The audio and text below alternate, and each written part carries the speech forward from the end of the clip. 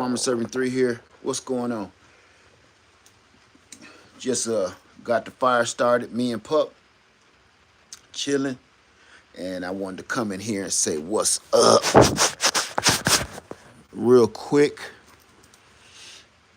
And I just don't want nothing today. Just had a little something to I'm cleaning off this table cuz I'm going to put a temporary board up here. What's going on? Let me see, who is this? Salon Diva, how you doing? Let me see. Katie Connor, how y'all doing? I don't plan on being long. I wanted to talk about, I didn't even title this, did I? I didn't even title it. That's okay. Who else? Who was that I just seen? Hold on. Okay, C. Francis, Courageously Beautiful, how you doing? Miko, how you doing? Gratitude, Katie Connor, Salon Diva, Free Bird, how you doing? Sonia, Suzette, Bayou Girl, how you doing? Eddie Morrison, Linda Petty, Choose. Whoa, okay. How y'all doing? It's good to see everybody in here. I just wanted to talk about something that, I know y'all tired of hearing about, but I said, why not? I'm gonna get this up here and then I'm gonna have a seat. But I'm just bringing y'all over here while I do this. I'm so grateful. I'm so grateful. I'm so thankful that every now and then, so many obstacles get in your way for everything. No matter how you're trying to do the right thing, it's just a billion different obstacles that you got to jump through. And you want to know something I figured out? That saying that the good guy never wins. I don't know. It's some truth to that. It is some truth to that.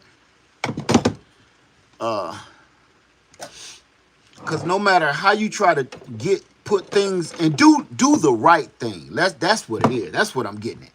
Trying to do the right thing and trying to put the right people in your life to help you do the right thing and stay on the right path. That's the hardest thing on the planet. Look at that. Look at that good vinegar. I ain't went through that one yet. But just trying to stay on up and up and trying to stay even. I promise you this. I said I was gonna have this conversation on the good guys finish last. That's what it seemed like to me.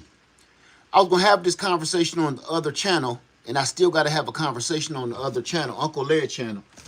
But and we will. But I thought we talk about this here and now. Social media is a different world. I don't know how long y'all been on social media. I've been on it quite some time myself. I've been on it a long time. But social media is not what it used to be. I don't know if they're changing it or turning it into something else or what. And yeah, I am gonna speak on it because it ain't gonna make no difference one way or the other. Social media itself is alive. And right now, it's pushing. I don't know who's in control over it. I ain't talking about just YouTube. I'm talking about TikTok, Instagrams, and all of that. Listen, I'm not kidding. I've heard it and I've experienced it.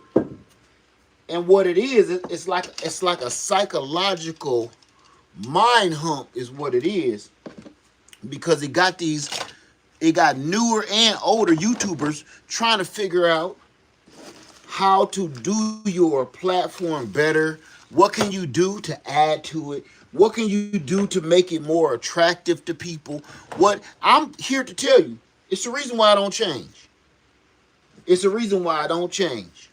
I've told plenty of people in the past, don't stop doing what you're doing. It don't work for you right now, but don't stop. I'm gonna tell you why though.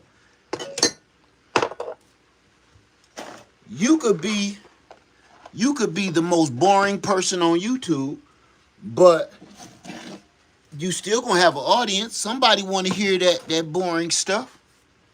You could be the most exciting person on YouTube. You gonna find the audience, or the audience will end up finding you. Here's what's different. Here's what's different these days. What's different is there's an algorithm. Now, I said this a long time ago when they start really putting that to the forefront about the algorithm. The reason everybody's, oh yeah, it's gonna be great because that's gonna drive people to me and that's gonna give me what I want. And I kept saying, nope, it's not gonna work that way. Just like AI, everybody like, oh yeah, I could do this with my face and da-da-da-da-da. It helped me do my homework and AI helped me do this. That ain't what it's gonna be used for though. It's all of this stuff, the algorithm, AI, it's there to wet your whistle long enough till they get rooted. Then they snatch it from up under you. And then you sitting there left looking around like, what just happened? Back in the day, everybody was excited about this algorithm thing, right? I kept telling people, I'm not feeling it. And I'm going to tell you why.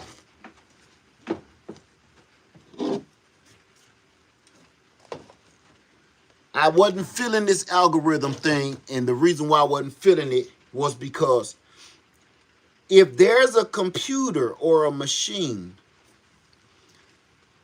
that knows what you want, so it only gives you what you're looking for, how will you explore and find out what you really want? If there is no choice, you're letting a machine make a choice for you. And that's what the algorithm is. It's there to compute every time you clicking on cooking videos. Now it's just going to keep showing you freaking cooking videos. Okay, you learn how to make that lemon meringue pie. You learn how to make that souffle. You know, that was a fun 30 days of making souffles and pies. You're over that. Now you want to learn how to play tennis. It ain't in your algorithm though, because you've already basically designed it to all you want to know how to make is lemon pies and souffle. And I said, that's a machine making decisions for you. And here's the other thing that I feel, the algorithm is wrong.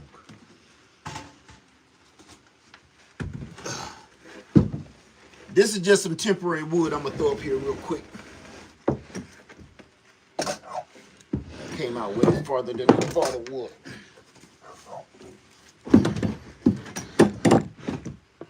Perfect size though. Here's the thing about that algorithm. Hey, I'm getting snatched up on everything. I'm gonna cut this too. Oh, that's a perfect fit.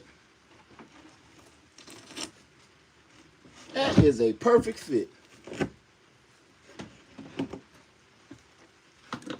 I was gonna throw this away. Dang. Hold on. Y'all got me doing other stuff now. Wait. Shoot. Oh, we good. foot? Shit. A foot. Yeah, we doing that. All right, okay. All right. Okay. So, all right, that's gonna be all right. Cut that to size. Got my fire roaring. You see me? This was about to be a video about how to stay warm in the winter. We're gonna have to do another video on that. I want to talk about this algorithm and how fair it is to basically everybody, but especially new people to the platform. Who is this? How you doing, Miss Red? How you doing? It's unfair to the people that's doing something else because this algorithm is set to you. And whatever what they're trying to do is make a robot or a machine or a computer figure things out like a human being. And I always keep telling people it's way more to it. The intentions and the intuitions of a human being cannot be duplicated. So, hey, how you doing, Brains? Good to see you.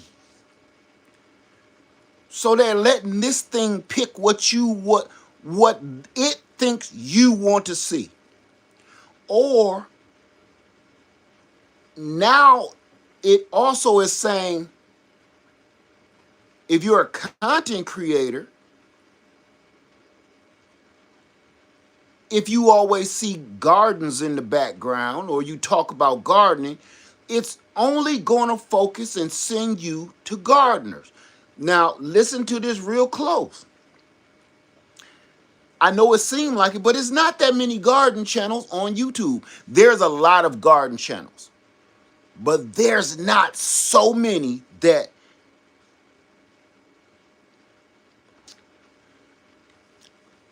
you can't find anything. But get this. This is, again, how I feel that algorithm is totally unfair. How you doing, Dave? Because it won't, if I want to just watch gardening all day, it won't even show me Asian gardeners, Hawaiian gardeners, white gardeners, European gardeners. It won't show me people gardening in Italy, people gardening in France, people gardening in Canada. It won't show me no other ethnic group of gardening. It won't send me to no other country gardening. It will only lock me into black gardeners here on YouTube. And you want to know something crazy about that? And what's sad about that? It's not that many of us. It seemed like it is, but it really ain't. It seemed like it's a lot of black gardeners on YouTube now. It's actually not. It's just kind of overwhelming because it's way more than it used to be just 5 years ago. So now it kind of seems like it's a lot, but it really is not a lot.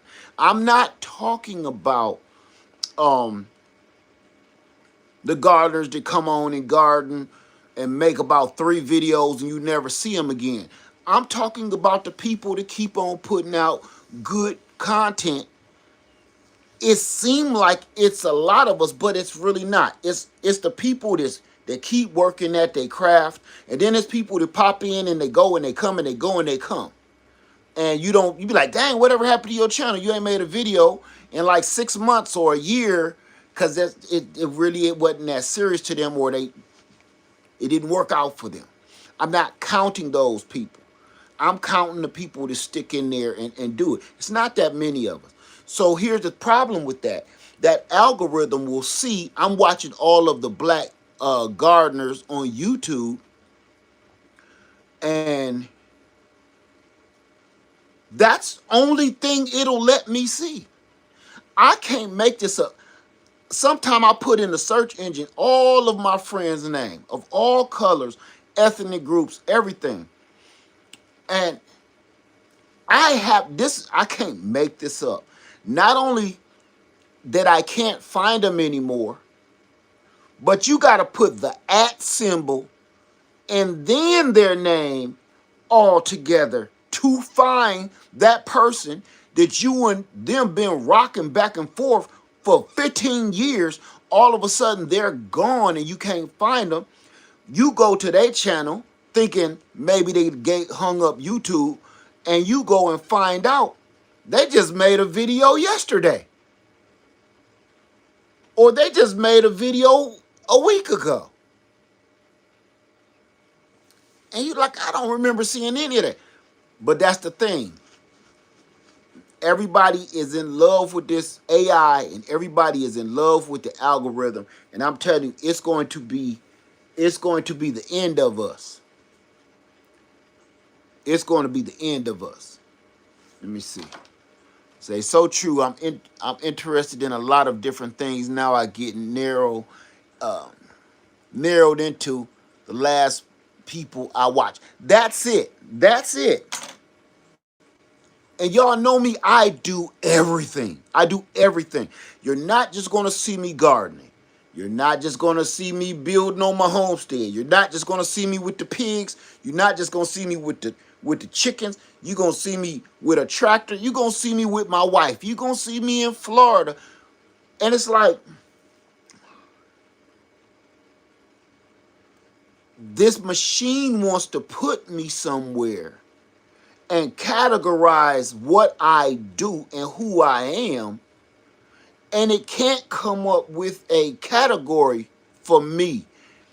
And what I'm seeing is a lot of people are not just gardening. Some people are having good discussions, educational discussions. They don't know. This algorithm doesn't know where to put us anymore, right? So it's kind of like we're either going to be gardeners or nothing. And that's where a lot of us are right now, in limbo. Because all the people I've been watching. Listen now, I don't know what's going on, but I'm going to say all across the board, all across all of social media, this ain't happening.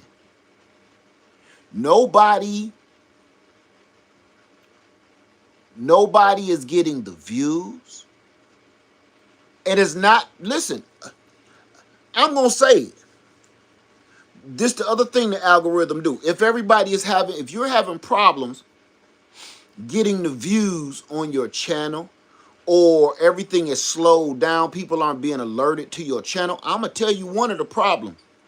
You might be acting like you got right good sense, is what it is. If you're a content creator and you're not getting the traffic now let's get something straight. For the holiday season when everybody is home, you're not receiving the traffic. I'm going to tell you why. Because you got right good sense. If you start cutting up, if you start acting a fool, if you are in the middle of some drama, if you are in the middle of some back and forth, if you in the middle of some, that's when the algorithm say, oh, black people acting a fool. Let the world see it. I can't make this up. I'm not just a content creator. I am a viewer. I watch all across YouTube and social media. And the only thing I see getting the views, the clicks, the news headlines is the stuff like pranks, vulgar, these little sketch cartoons. I know y'all seen a lot. It's a lot of different little sketch artist cartoons, videos on YouTube now. I don't know where that came from, but vulgar as hell, man. Million views saying the worst things that. Now, children, this is supposed to be, whether they think they're making it for adults or not, children are going to watch that. And with this algorithm, it's going to put cartoons and stick figures in a child's feed because it's a machine. It don't know no better. Because if it knew better, it would know, okay, don't just show me just black gardeners. I would like to know how to build a smoker grill, you know. I would like to know how to insulate my cabin. I would like to know how to vaccinate pigs, yada, yada, yada. Show me all of that.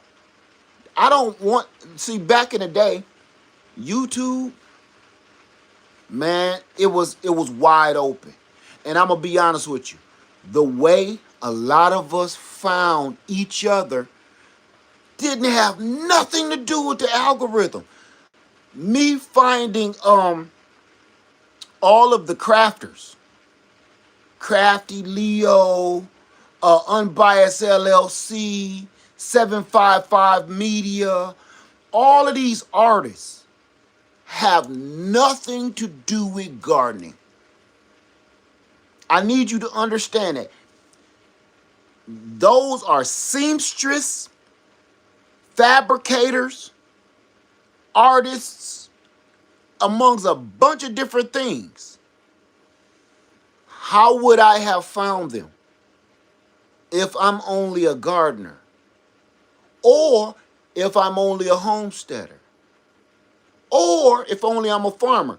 See, back before this algorithm thing kicked in high gear, I was able to find anybody I felt like finding. I was able to stumble upon videos of somebody knitting a whole bedspread out of yarn or something, out of trash bags or something. I was able to stumble upon that and find something interesting and end up watching the whole video and figure out, I think I want to know more from this YouTuber. It ain't have nothing to do with my interest. You don't know what you're interested in all the time. Let me tell you how I can prove that this AI and the algorithm is wrong. When I was 14, I thought I was gonna marry this little girl. I thought I was gonna marry my sister's best friend. I loved her. That one you done mess around, cried about, right?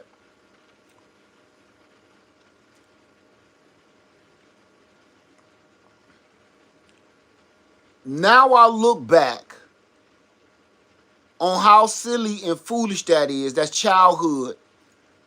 But imagine if I had my way. Imagine if I had my way. I'd have married this little girl. I don't know. I'm a little boy. I don't know. End up growing up. Maybe she crazy. Maybe she ain't. I ain't gonna say that. But you understand what I'm saying. You're allowed to change your mind. I don't want to be with this woman. I made some crazy decisions back in the day. Or yeah, maybe I was looking at this real quick for a minute to get some knowledge. But I'm not fully interested in that. That's what it's doing to us. It's making it so if you made a decision today, you stuck with that decision. That's not right. That's not right at all. Matter of fact, what it does is it puts you in a bubble that you can't break out of. And the only way you cross over that so everybody can see you is you got to act like a fucking fool. Because I'm gonna tell you something about drama. The algorithm wants white people to see black people cutting up. It wants black people to see white people cutting up. It wants us to see fights going down in a Chinese restaurant. It want us to see girls fighting after the club. That algorithm know you can't take your eyes off of this kind of drama. It know it won't. It know it's hard to turn away from that because it's human nature, and somebody programmed it to do that. It will put a. Listen, I'm gonna be honest with you. This is how bad the algorithm is.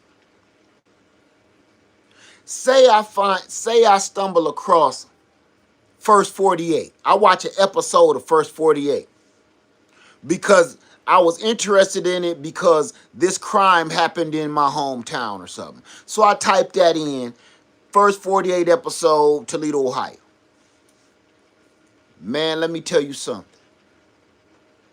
If you type in there, First 48 in Toledo, Ohio, the crime scene or whatever,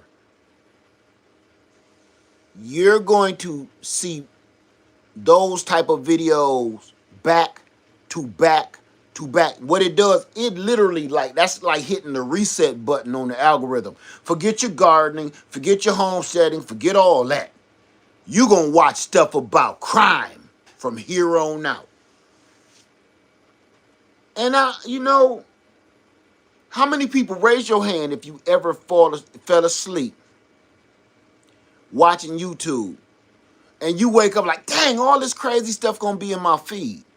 I've went to sleep watching the First 48, and by the time I woke up 3 o'clock in the morning or something here on this couch, man, it done watched about 6 or 7, 8 different episodes of First 48, Crime Watch TV, First 48, Murder, She Wrote, Heat of the Night, all this stuff that got to do with crime. You know? And I keep saying to myself, man, if they ever investigate me, they're going to think I'm a lunatic and I want to do harm to somebody, because that's all in my feed. You know how they take your computer and your laptop and your phone and all? They'll look at my feed and be like, yep, he's a lunatic, all right. Look what he likes. He gets into this crazy stuff. Who wants to watch 20 episodes of the First 48 and they're okay in the brains? Me. But that algorithm do that. And sometimes I don't want to see that. Okay, this First 48 episode was so heart-wrenching and mind-blowing, I don't want to see no more. Now I want to see something about how to raise miniature cows or something. But it won't let you find that. That algorithm no, you need to see some more crime. Algorithm, I don't want no more crime. I want to see how to milk a goat now. I want to learn how to milk a goat. Nah, you can learn how to milk a goat after watching a little bit more crime. Damn. It won't let you go. I was just thinking that because several of the people that I watch, and they're all different ethnic groups, and they're all saying the exact same thing. They're all homesteaders, gardeners, 2A members, farmers. They're all saying the same exact thing. They're like, what's going on with the people are losing subscribers. They think that you're subscribed. You will think you subscribe, but I remember that happening all over the years. All over the years, man. It's like people will subscribe and they will hit the bell so they get every notification. And then they'll be like, when you ain't put out a video in months. Like, I'm not saying YouTube. Something unsubscribed them. Unsubscribe. And you don't know what's going on. So many YouTubers right now is like, what's going on? And you know what? I'm going to say it. Y'all, okay, do y'all want to go down conspiracy theory alley with me? Now, this is not factual. It's a theory, okay? So I'm still going to put it and label it down Conspiracy Theory Alley. If you want to go down Conspiracy Theory Alley with me, tell me yes. Let me see here. If y'all want to go down Conspiracy Theory Alley, let me know. Okay, I got 2 saying let's go.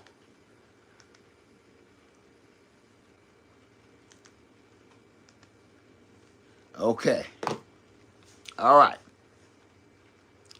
There's a reason why I think that content creators aren't getting as many views as they used to. And this is all across the board. Don't matter if you got 1 million subscribers or you got 2,000 subscribers. It doesn't matter. This is, again, we're going down Conspiracy Theory Alley. I'm just stating some things that I've noticed. And none of this is factual. It's all theory. I had to say that again for a disclaimer. All right. The way YouTube works, the way YouTube gets paid and the way you get paid through Google is through ads.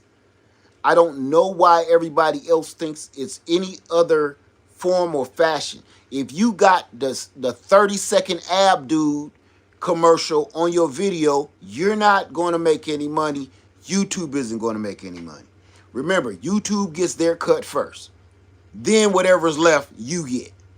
Okay, so if the 30-second ab dude, like you could have rock hard abs just like me in just 30 seconds a day. All you gotta do is eat this and do 1 pull-up. If you got that dude commercial and he ain't never got no clothes on, he always got like a loincloth or a leaf over his meat and potatoes, but he don't never got no clothes on till you can see his rock hard abs. I ain't gonna lie, if my abs was like that, I wouldn't wear nothing but socks. I'm gonna be honest. I just had to throw that out there. Nothing but socks. So I'm not shaming dude, just, you know. But look. If you are getting a Colgate commercial, or if you're getting a Pepsi commercial, a Nike commercial, okay, your video just made you some AdSense. It made you some actual revenue, okay? Because those are heavy hitters. They're the ones that's going to put some money in your pocket. Those big companies put money in YouTube's pocket, and YouTube put that money in your pocket. It is about the AdSense. So I noticed over the years, the more I curse, I ain't getting too many, you know, Chips Ahoy cookie commercials. The less I curse, I may get a Crest commercial, toothpaste. If I'm talking about the mistreatment of black people in America, I might get the 30-second ab dude and an old Richard Simmons workout video commercial. He ain't even alive no more. But you know what I'm saying? That's the kind of stuff will happen if you're talking about something that makes any sense. So my theory is this. You get paid, and the reason I had to let you know how you get paid is it's about them commercials. It's about them ads. If you're not getting ads, you're not getting paid. So I know people ain't gonna want to hear this, but I'm gonna say it anyway. A lot of this is political. People don't want to hear that. These companies cannot afford to advertise on your channel if they're not bringing in any revenue because of tariffs. If they can't get supplies, then they don't have anything to advertise because they cannot supply the demand. So if they don't have anything to sell, and advertisement costs money, no matter where you do it, on TV or you do it on social media. We ain't gonna be advertising all the different kinds of toothpaste. We're not gonna be advertising all of the different kinds of potato chips No, we need pick one. You know, we just talk about Dorito. Put one or two Dorito commercials on there, and that's it. Because they can't afford it. Because of all the political mess going on with the tariffs and the supply chain and the demand chain, all of that. Every one of these big companies is losing money. MOG says everything is political these days. If you follow the trail far enough, it leads to politics. Yeah, I said that. People don't want to hear that either. But that's the truth, though. Look, think about it. Without if these companies can't afford to buy ads, that's going to hurt all of us. Because on social media, that's how you make your money. That's the only way you make your money on every single platform. Instagram, Facebook, TikTok, and here on YouTube. It's the only way you make money. It's AdSense. If your video ain't good enough, you ain't gonna get the ads. But if the company is failing and the company is broke, they can't afford to promote and put ads on certain things. So where does that leave us content creators? I've seen videos that just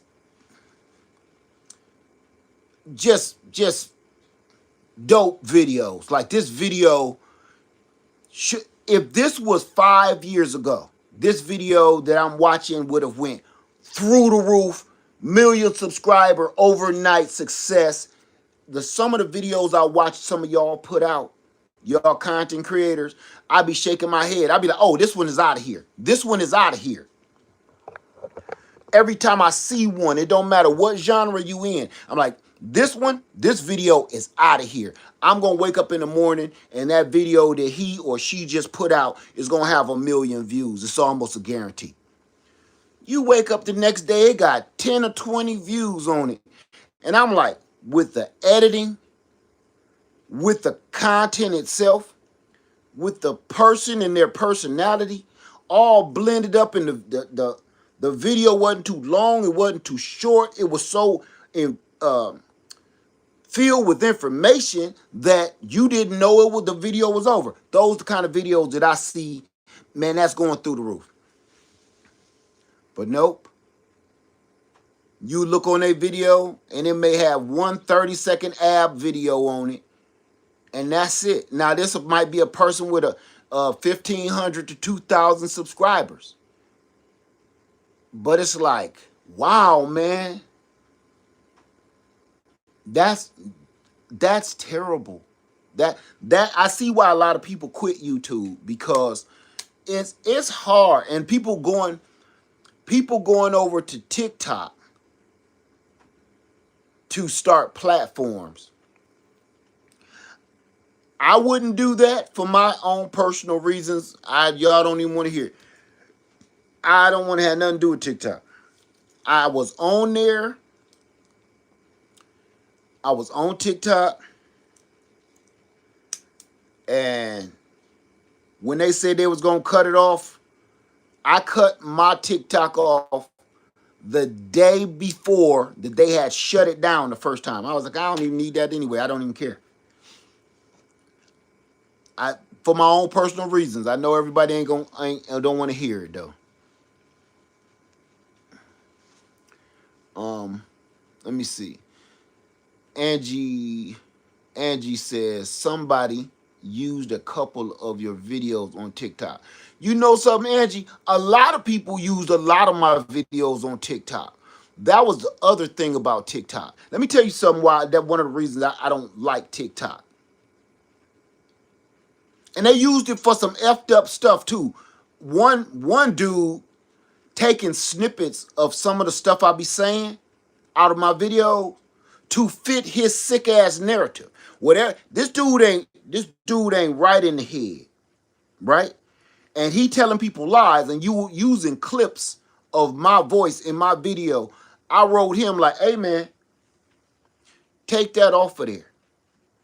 TikTok TikTok make it so it's hard to get rid of somebody if they take your material and use it for their own crazy stuff and flip it over and make you sound crazy or something, or that you believe in some crazy stuff they believe in. Let me tell you something. That's one of the main reasons I stay away from TikTok. Cause you will have a fight with about 400 different people that you don't know nothing about. They done took a clip of your video, all 400 of these people, and made it out to sound or be something completely than what it really is. And next thing you know, you fighting 400 people and trying to explain to your audience that is not what I meant. TikTok is horrible, man. You can't do that on YouTube. I will sue your ass. I've done it before, and if I have to do it again, I'll do it. Sue. But TikTok ain't them folks on TikTok, so they do all kind of weird. They pick and choose who they want to do or say what. It's certain people they let get away with hell on earth. But then if you say anything about Malcolm X, they'll take your whole channel down. No warning. I done seen it happen to people. They take your whole channel down. Let me see. Say I see people using a lot of other people's content too to make commentary videos. No credit to the content creators. Exactly. And you know what? It always be them ones be like this. Yo, facts. Your video get 1 million, 3 million views, and the person content that you use to do this, theirs got 500 views. That person that you used their stuff and all you did was this, they out high and dry for telling something, and you put some gloomy ass Casper the Friendly Ghost music to it and did this, you got 3 million views. You ain't did nothing. The person's information that it was got 500 views, and they ain't got nothing. You eating, and you ain't even give credit where you got it from. Man, I stay away from that because you know why it's popular, and you know why you can gain so fast over there on TikTok, is because it's a drama engine. It's a drama engine. Yeah, you will learn a lot of quick things in about 2 seconds on them video, but it's a drama engine. All it is conspiracies, drama, fighting. It's some good stuff. I'm not going to say it's not no good stuff on TikTok. You have to find that good stuff, though. You better be going in there with a freaking grocery list when you go into TikTok. Okay, I need some bread, eggs, milk, and butter. That's when you better go in TikTok. Okay, I'm looking for somebody to teach me this, that, show me this, and that. You better get in and get out. Type it in and go straight to that. Don't let all the haunting videos on the side pull you in. Some girl knockers fell out or something. Don't let none of that stuff pull you in, or you're going to be watching knockers for the next hour and a half. It's too much for me. What's that? Hold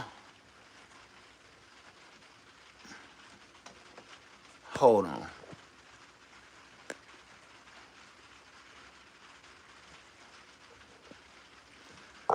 My phone is a little too close to the fire here. Let me see what. I'm trying to read what you just said.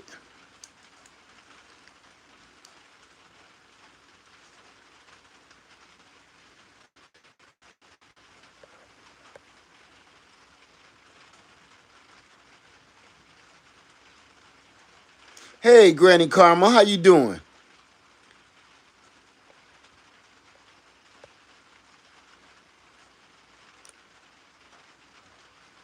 Say on TikTok they use New York grandbaby in hair video. They said she was using their products. I see people using a lot of other people's content. Oh, we talked about that, yeah.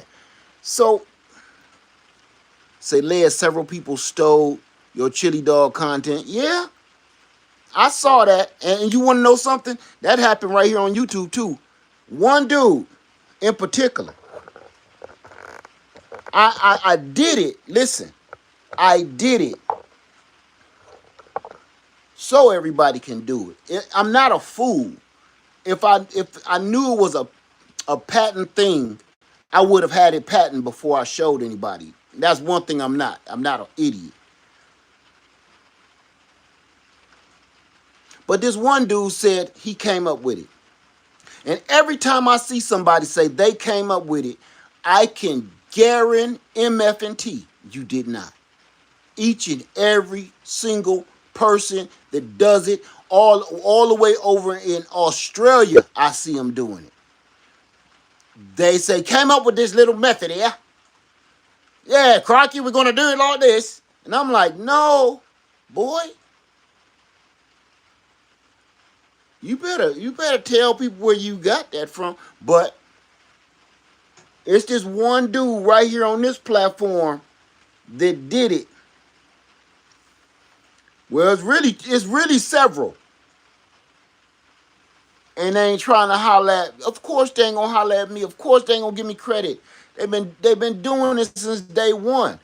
I can expect that though. I'm not so. I was kind of blown back, but I wasn't surprised because I was like, yep. Even the ones you like, when they see something they want, they take it from you. When they see something they want, they could be your bestest friend. When they see something they want, that old spirit side of them come back from them pirate ships they was jumping off of, and then they take it and claim it for their own. They good at that. They do a lot of that.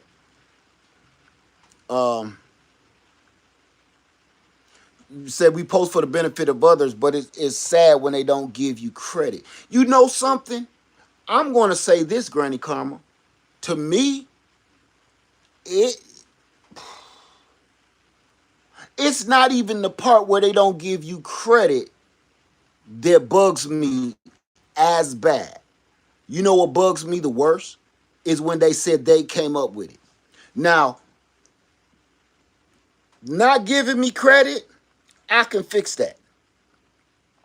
But when somebody say they came up with something, that rubs me the wrong way. That is what gets me. And you want to know something? Another way people can prove it? They can go back to my very first one. And before that, there was no such thing. All across all social media platforms, there was no such thing. And I can prove it. Because you can't find it before that certain year. Here's something else for y'all too, so you don't know. I was terrible at air layering. With the chili dog method, I came up with that. And I'll never forget, my homeboy was showing me how to graft. How to air layer, because I knew how to graft. I didn't know how to air layer. And he was like, you could do it, Led. If you could do all of that, you could do this. I said, man, I don't know how y'all be fumbling around with all that damn wax paper and saran wrap and dirt, and I couldn't get it. It was just too cumbersome. That's when I was like, all I need is some kind of bag. I seen people do it over in other countries, and they kind of had the same idea, but they was tying bags onto the tree and then fill it with dirt. And I said, that's too cumbersome too. Go get a damn sandwich bag. Fill the sandwich bag with dirt. And as I came up with it on the fly. How am I going to get this bag around here? If I open this lid, it ain't going to do right. Cut that sucker right down the middle and wrap it around there like a hot dog. And then first I used to use string. Then I started using zip tie. Next thing you know, everybody in Australia, Europe, Italy is saying and they keep saying the hot dog method. The hot dog. Change the whole name. This is my hot dog method. It's kind of wrap it like a hot dog.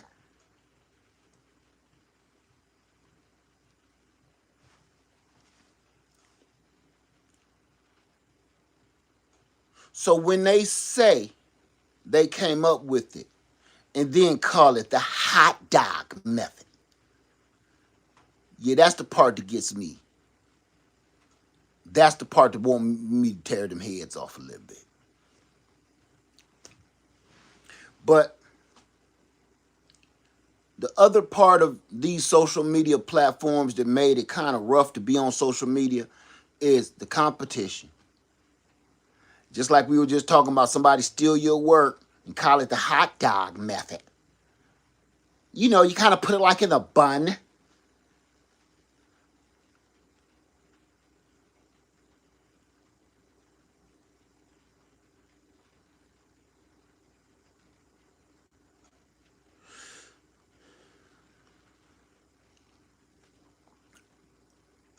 But YouTube is so much competition that it's hard to focus on what you're doing because you tiptoeing around. Because this is the dumbest part of the world. Everybody think that they're the first to have done something. So if you do it and I do it a couple of days apart,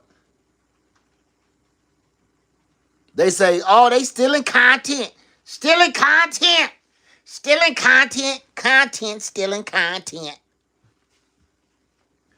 And you know what? There are some things on YouTube that people steal, content-wise. But then there's other people, you got to remember how long they've been in this game and how long they've been doing what you did before you even showed up. Everything that I see people keep talking about, I done stole some content. I did this 15 years ago and I've been doing it every year since. You just popped your goof ass on here and now you think that people, all eyes is on you and nobody else.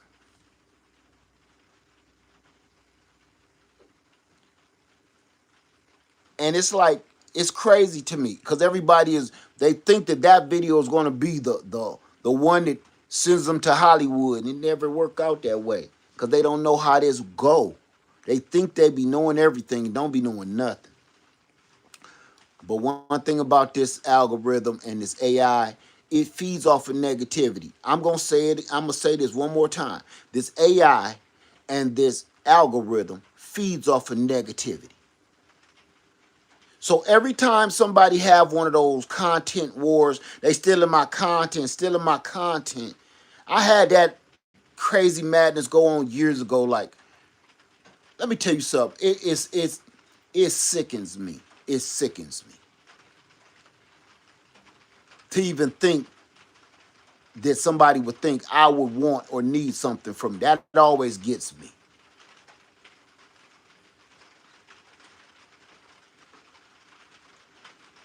But as long as there's wars going back and forth,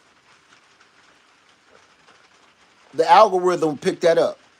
Let's say, OLED, I bought that whole chicken and cut it up. Yes, 1.38 pound. Need a little more practice on those tenderloins. Cut it, but overall proud of yourself. There you go. There you go. That's right. So that's why rage bait is running rampant. Absolutely. Because if you're talking something crazy, hey Sylviar, if you're talking crazy, that gets them views.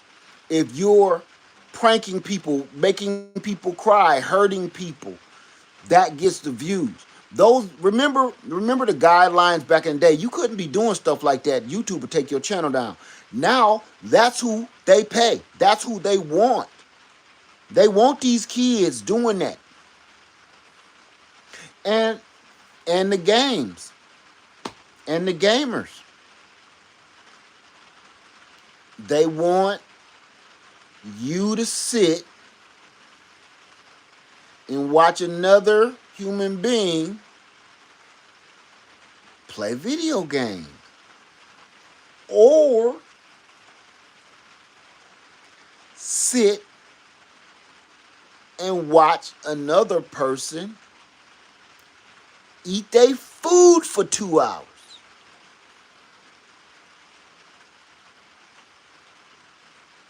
I don't get. I do not get it. I don't get it. Let me see. Those cooking videos are straight rage bait. Even the small stuff. What you mean cooking videos are rage bait? Cooking videos? What do you mean that? I don't understand it. A rage bait.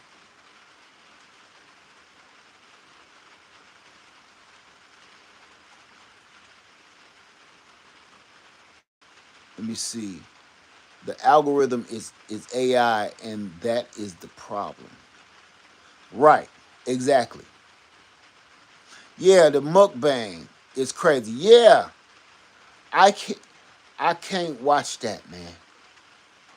I can't watch that. I don't understand it, but I can't get into that. So the reason why I'm going to tell you, there's one homesteader that I watch, and he just put up a video about YouTube and the algorithm and the views, and I felt his pain because I was like, yeah, I knew I wasn't crazy. Nobody's watching anything that has anything to do with reality right now. The algorithm is not pushing you to videos that are that make any sense or holds no water, nothing, right? They want you to watch crime, fighting, arguments, road rage, the news, politics, whatever is going to really rile you up. That's what they want to see, right? That's the only thing they want you to go look at. So I'm here to tell y'all right now, that is not uh uh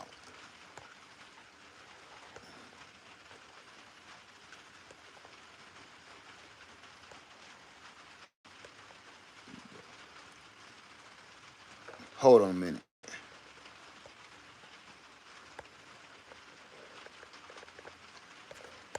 Okay.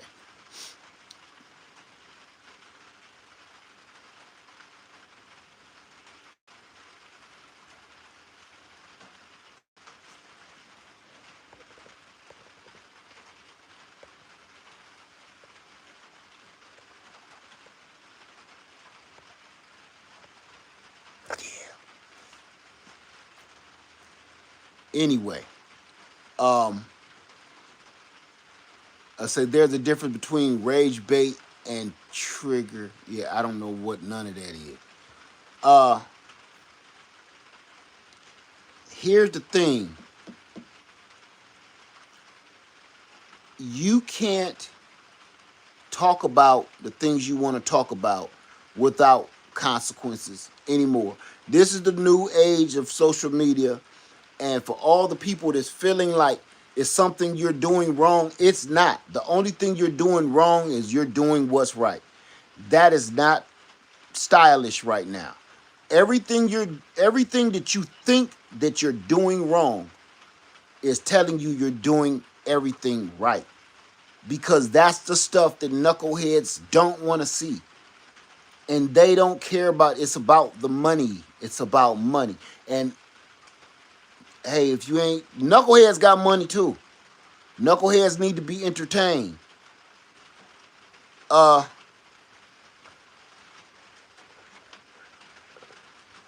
Knuckleheads need to be entertained.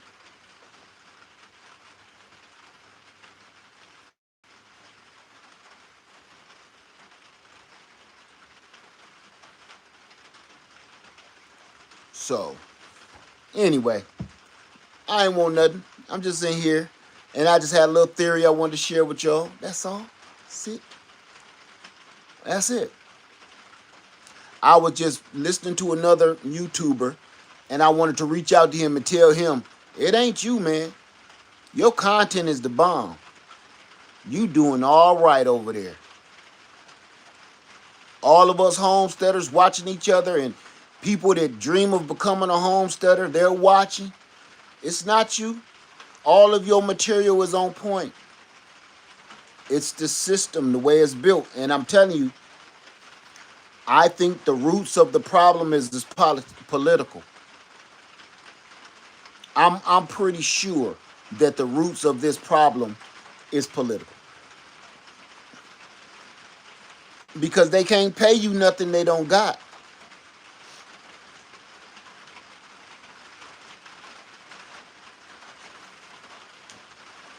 It's not raining hard. It's just this metal roof.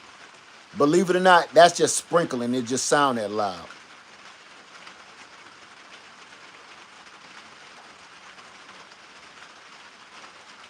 No, it's really not. If I step out this door, you ain't gonna hear anything.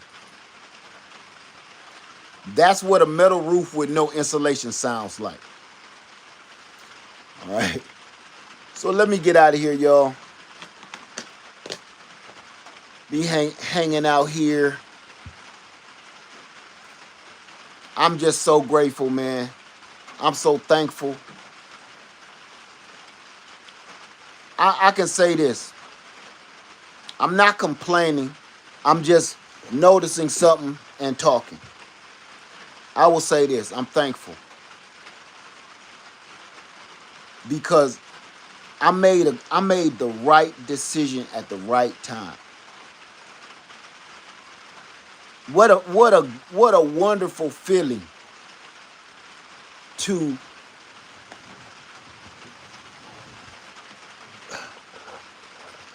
make a right move. That's hard to do. You know?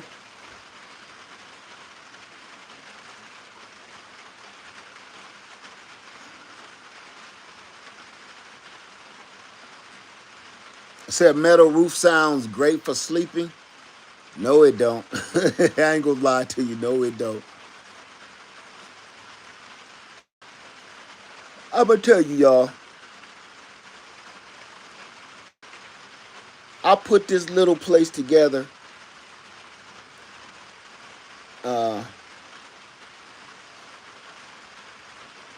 Right. You say people take bringing something up as complaining, but talk your talk. Well, you know what? You know what's funny? The people that say you're complaining or you're whining about something, that's because you won't. See, people like me, I'm going to speak for the people. Granny Karma says, I'm thankful also, Live Farm 73. Thank you for the Greenhouse Lounge, my Karma babies, and many more. Amen. Thank you so much. Say, Linda, you have done very well there. Thank you. Did you make the right decision at the right time? Land prices are up now. Let me tell you something. T-Wall, there you go. The price of land right now is so crazy.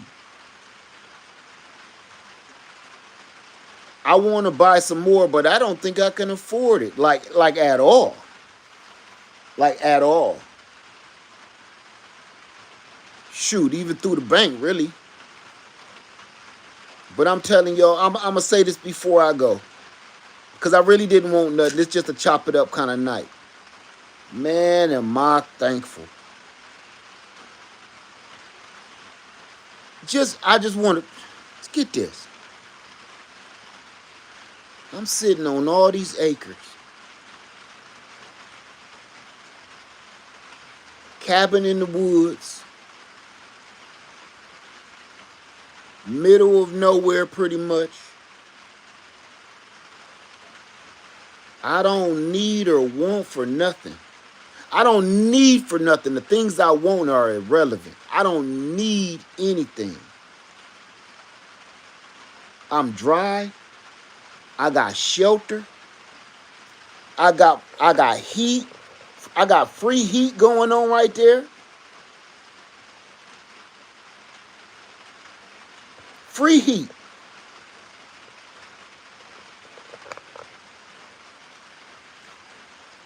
I got a freezer full of food. Got a well full of water. About 2 or 3 thousand gallons of water. Not 2,000 gallons of water out there. Said because of you, the Firefox says because of you, I bought 6 acres by cashing out my 401k. Well, thank you. Thank you for that. And congratulations. Congratulations on that one. Because that's the gift that's going to keep on giving. Let me see. How you doing, Nikki Walker? Red Carpet said it is almost impossible to get a few acres for cheap. Land costs much as a new house. Yeah, you right. Just for land. Just for the land. So now, listen, I'm so broke. I'm so broke. But I don't need anything. All from that, say lead is getting a FHA a good idea to purchase land right now. I can't judge that for you. That depends. You're talking about getting a loan. All of that depends on so much stuff. Okay? And you don't even want to hear my opinion, because my opinion may not be what you need.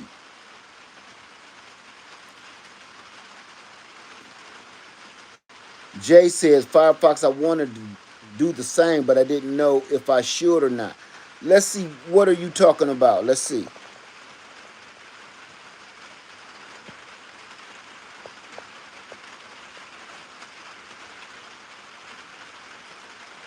I missed something.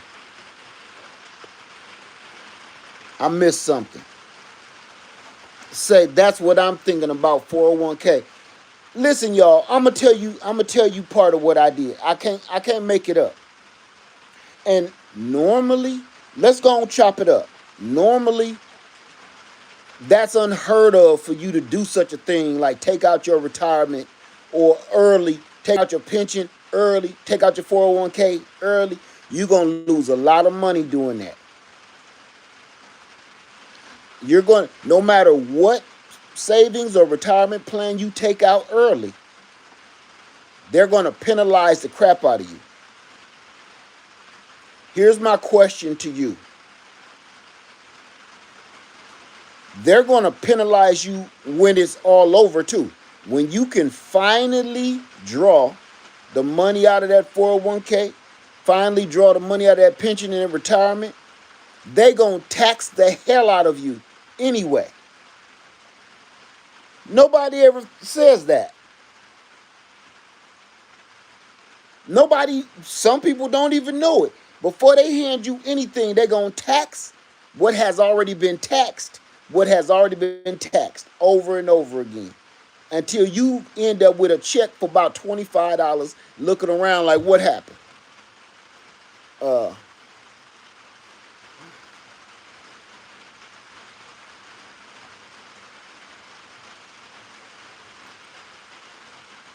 Let's see.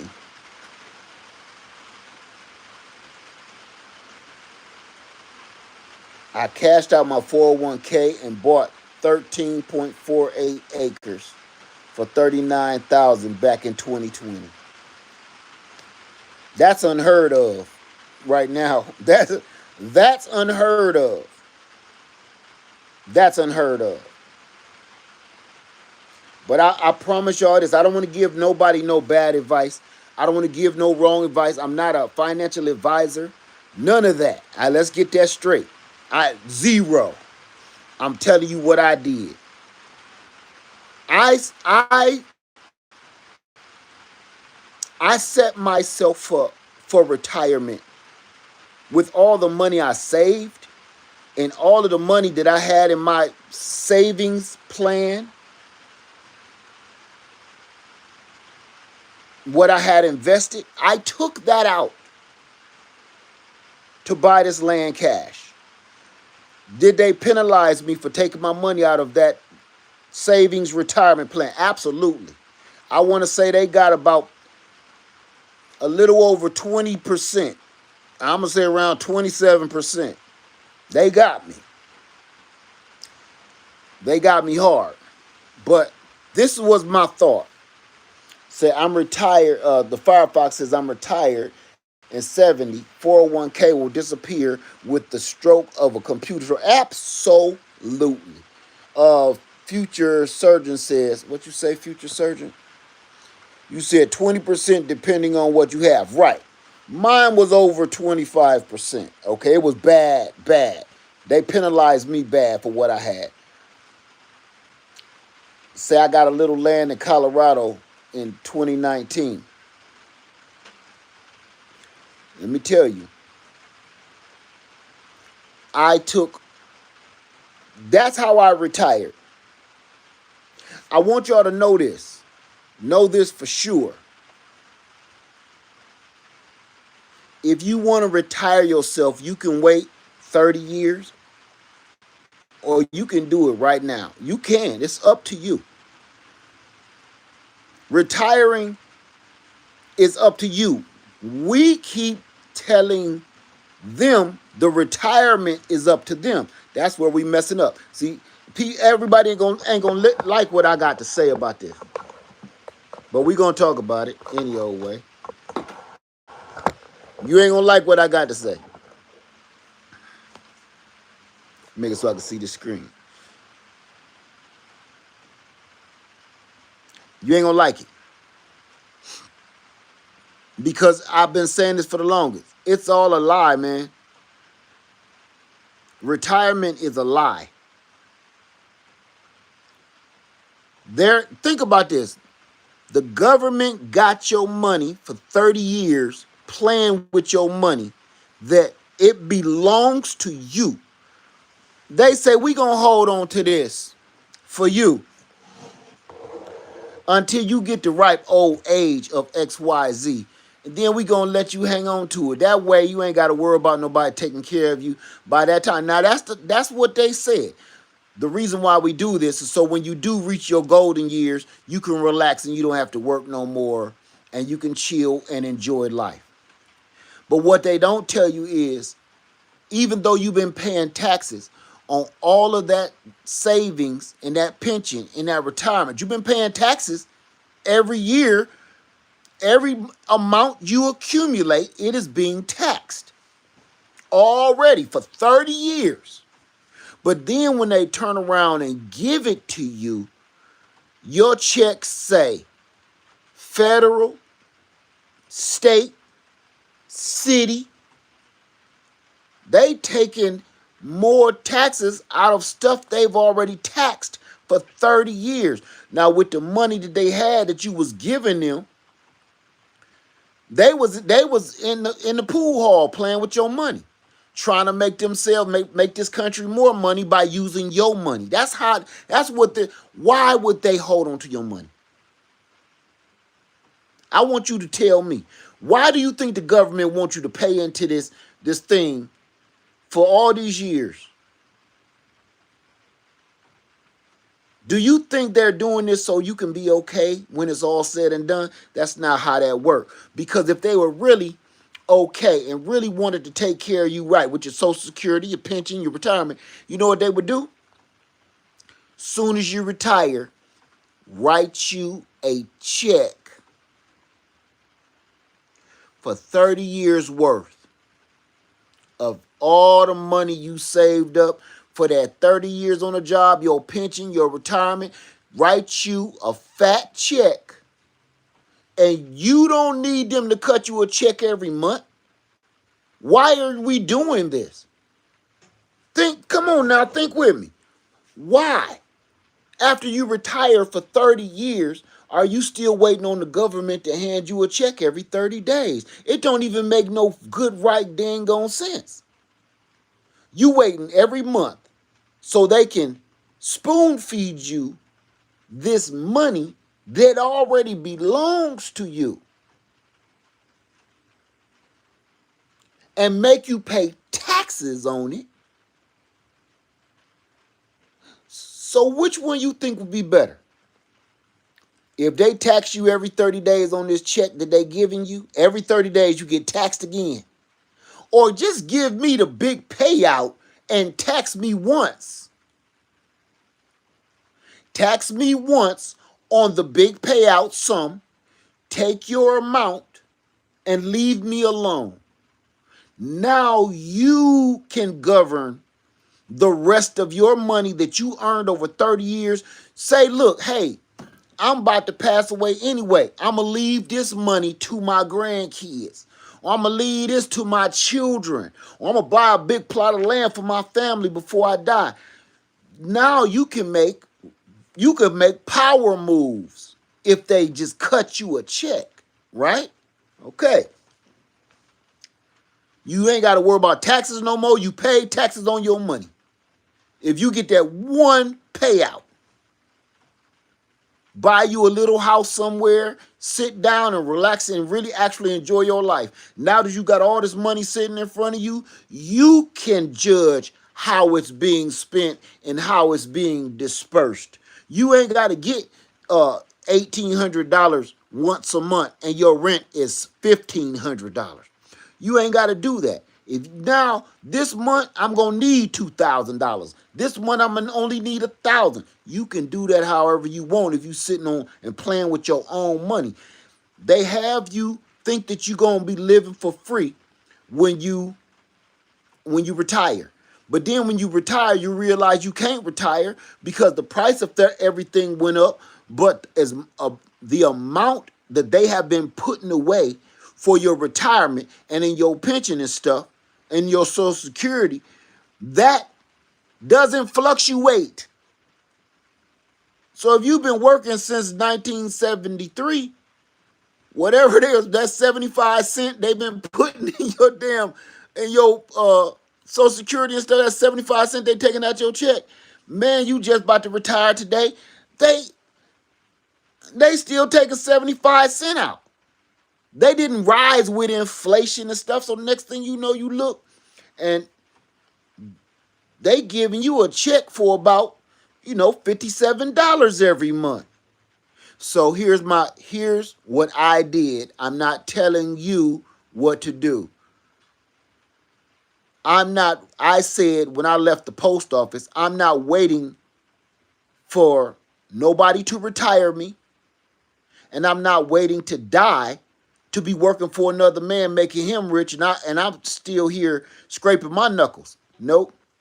I'm going to take everything I got and I'm going to invest it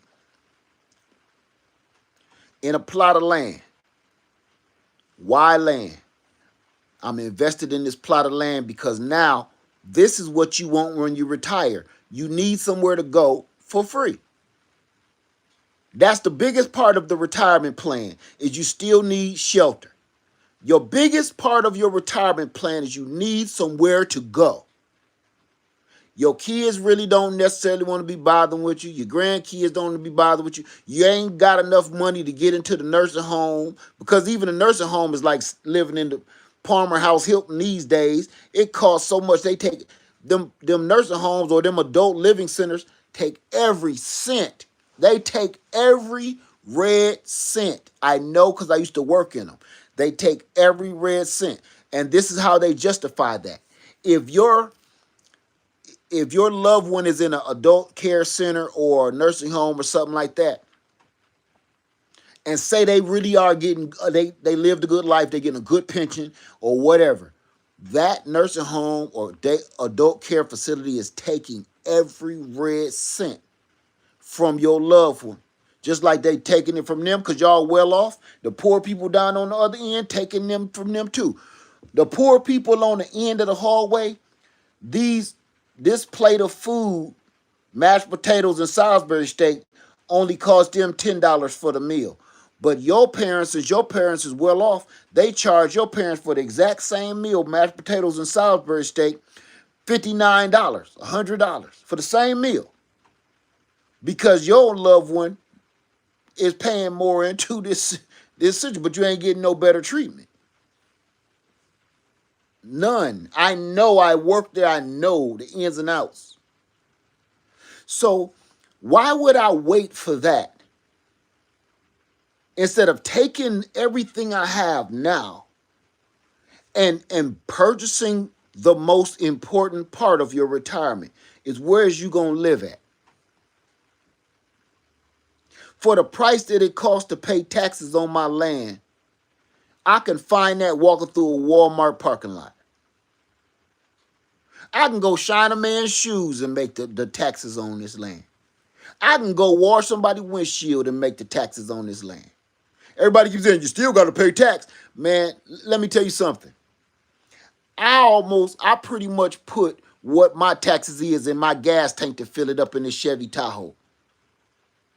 I fill this gas tank up.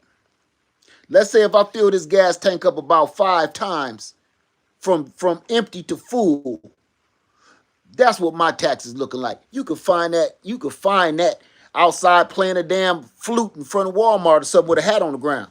A coffee cup. Throw some change in. Some tap it dancing or something. If you can't find that money, you really are in bad shape. I can go sell something to get the taxes on it. But I got somewhere to lay my head. I don't got to be worried about, with this land, me and my wife do not have to be worried about if things get so tight, where we gonna go? What we gonna do? How will I, if I get sick, if my wife gets sick and something happens, neither one of us, say I don't make it, I pass off, and she here by herself, man, she got somewhere to go. She ain't got to be worried about paying nobody.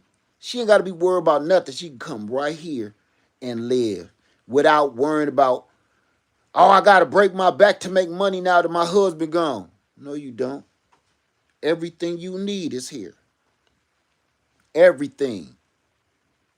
And frankly, keeping it 100 with you, if I felt like it, I could go over to that haunted house and flip it over and make it into a normal home.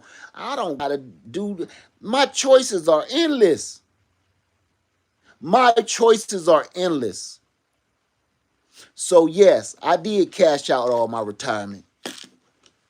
I sure did.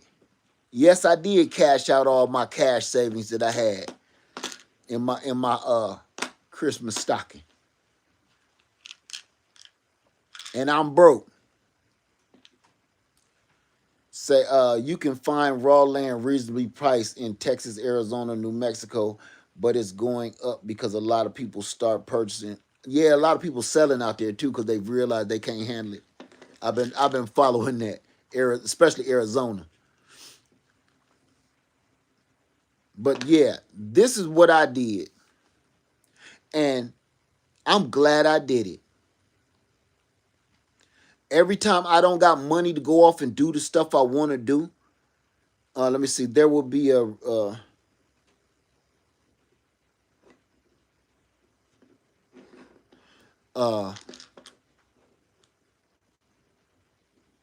that made me lose my train of thought.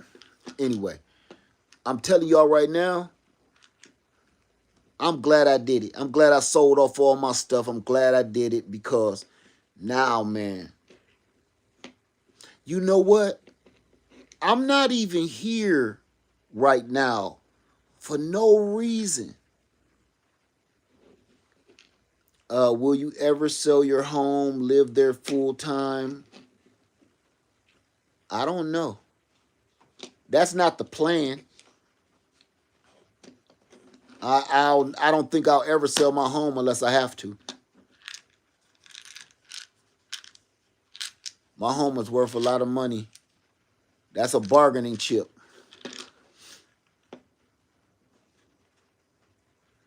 I live here full time. How do you know? Jay says, how do you know if buying good land? I can't give you that information. I don't want to sit here how do you know if you're buying good land? It's so many things you got to look out for that we don't even have the time right now to tell you. Um, get a realtor, get a realtor that specializes in land sales, and they'll tell you everything you know. They're gonna school you. Okay, don't try to do nothing by yourself. If you don't know that I'm glad I thought of that. If you don't know that, um, please go get a licensed certified realtor that specializes in land sales. Whew, I'm glad I thought of that. Yes, if you don't know what you're doing, please don't listen to people to say you don't need no realtor. If you don't know what you're doing, you absolutely do. Let's see. Red Carpet said the ideal thing to do is to resign. Don't draw your pension right away. Draw your SSI so that you can get a full amount for 1 to 2 years. Draw your pension afterwards. Katina Brooks, hey Katina, she said always use a realtor. I promise you do it, even if you know what you're doing.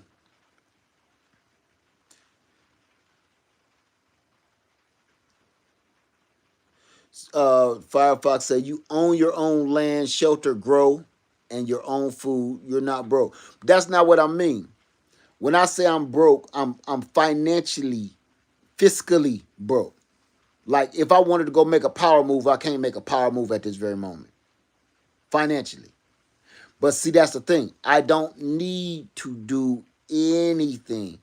I want to do things.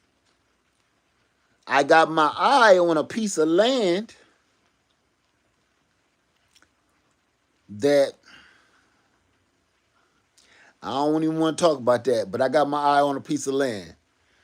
And I'm gonna be broker than this if that thing fall through. Uh let's see. So honestly, you must be a realtor, tailor made. You must be a realtor. Cause what you know about that? Katina Brooks says I was eyeing a piece of land in my neighborhood and waited too late. That's how it always happened. You wait too late and then they got it. I never stopped looking for land. Red Carpet says SSI payments is reduced to zero if your pension payment exceeds a certain amount. Craziness. It's all games. Uh, Grid Free Gear says land owning and purchasing is addictive.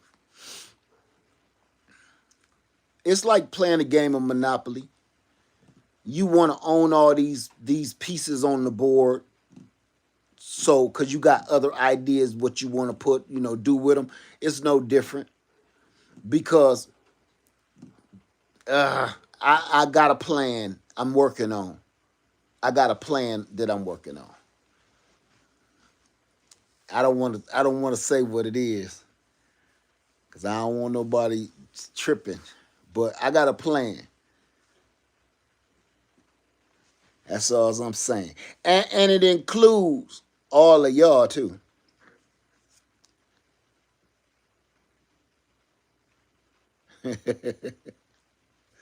What's that? Oh. Said you already did the par move. Taylor May says learn that from the soldiers to agriculture class, lots of info in zoning, etc. Yeah. Mark Twain said buy land, they stopped making it.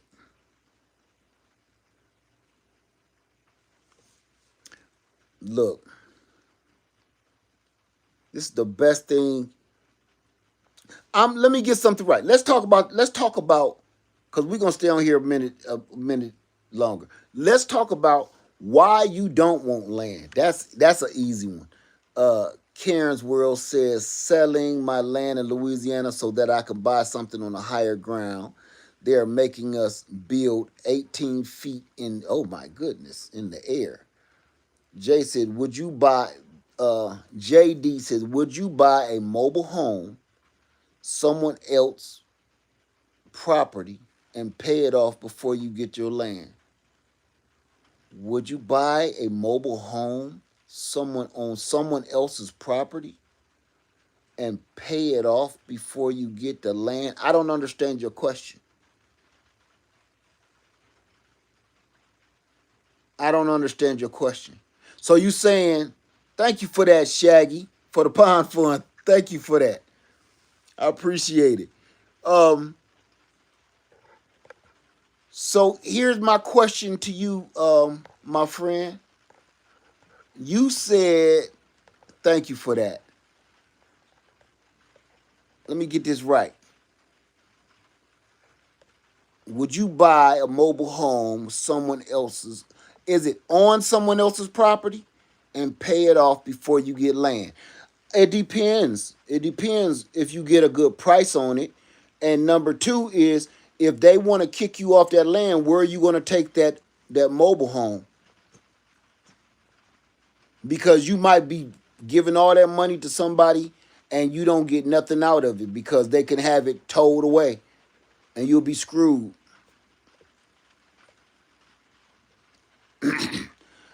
Says as a trucker that picked up trucks, they're buying land and turning it into solar farms.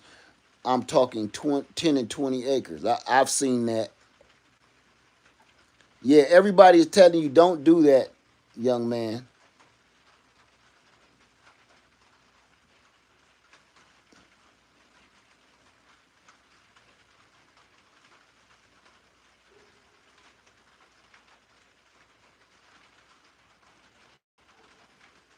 Let me see. Uh,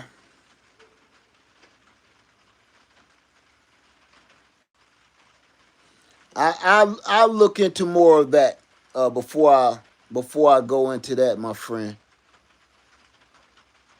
because I haven't heard anything about that yet. So, and mobile homes built last, and mobile homes and built to last, they do fall apart. So be careful. I'm gonna say this. Now this done turned into a land talk. Everybody keep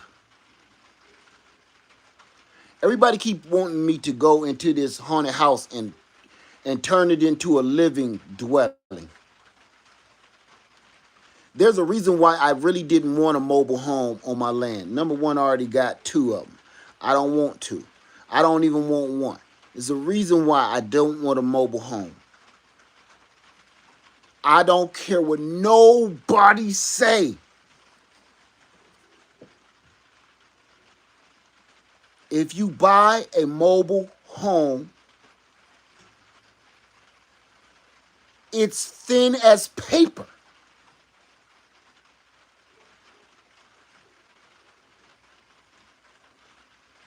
You can't really, right? Somebody even just said it. You took the words out of my mouth. A sidekick says they don't appreciate, they depreciate like cars. They depreciate like cars. It'll never enhance your property value. It'll enhance your taxes. Your taxes will go up, but it won't do anything about the worth of your land anymore. It didn't add to your land. Like RVs as well, absolutely. That does not add to your land. That takes away from your land. And I really, really, listen, it's the reason why I'm sitting here in this doggone cabin. Because I didn't want to invest in a mobile home. They do make them better. And yes, you can watch over them and critique them when they're doing this, that, and other thing. Man, those mobile homes are just like this shed. Say, doesn't that depend on the foundation home is placed on? Hell no. And I listen, don't let nobody tell you that. No, it don't got nothing to do with the foundation. The foundation, you gotta have a right foundation anyway. No, man, they're made out of doggone paper mache. When the wind rocks, you feel it. When the wind is high, you feel it. You hear it. I'm telling you, they're made just like this cabin.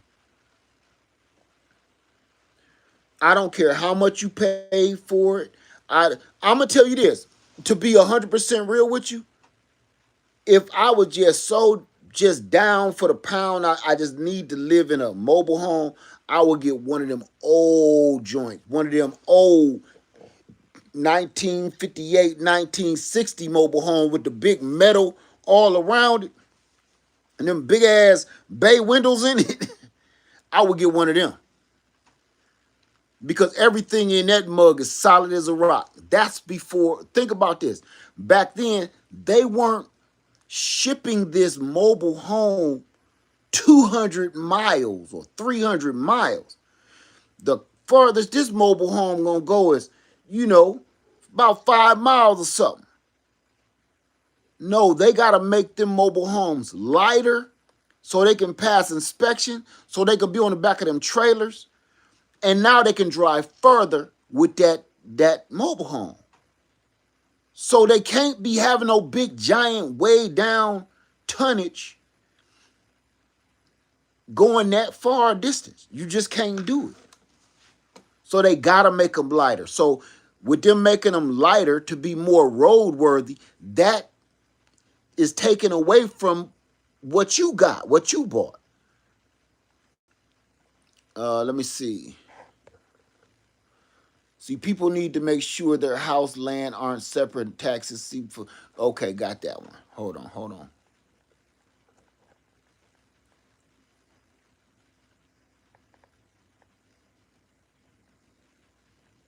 Say stick and brick homes are always better. Mobile homes in some places aren't insurable. That's true, and that goes both ways because there's still some stick and brick homes too that are in such bad disarray they aren't insurable either. And if things have been done out of zoning, like you built your house in a flood zone or something, you're gonna have a problem.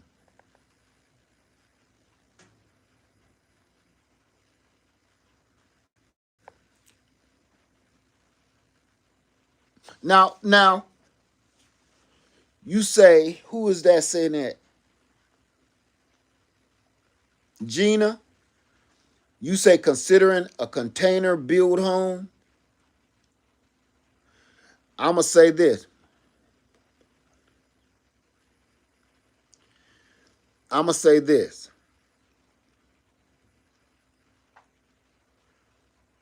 Me and my son were just talking about that last week. I can't make this up. Where he asked me, he said, "Dad, you think a person could live in one of these?" I said, absolutely. He had never seen container homes on YouTube. I made him go look up container homes, shipping container homes on YouTube. And he spent 2 days watching them videos. Was blown away. I said, see, you could be living in a house for $2,500. You purchased your house for $2,500 and cut some windows and some doors in him. Put up some drywall and some moisture barrier. I mean, what you got to lose? Yep, you can stack them like Legos too. You can do whatever you want with them. It didn't matter what type of house you buy nowadays. They're all built bad. Yeah, they are. They are. They are. But even the bad built brick and stick is going to appreciate. Those mobile homes ain't going to appreciate.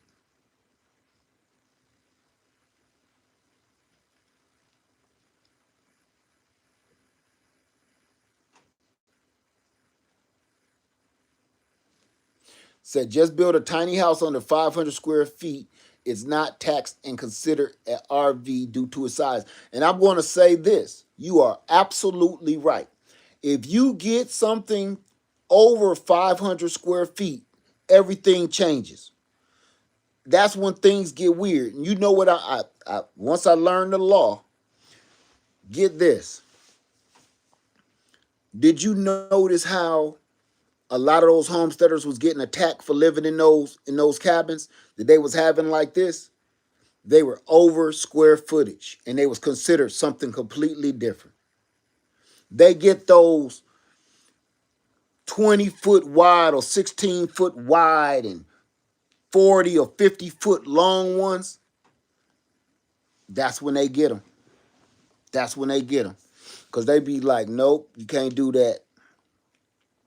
Every homesteader that did that with one of those big old, they always shaped like barns, and that's when they get them. Because you cross the line. Taylor May says these tiny home sheds in North Carolina are constantly changing the game. Let me tell you something. Let me see. If you put them on wheels, then it's not considered fixed. Let me tell y'all something. I just threw this together. None of this in here is permanent. Y'all know that.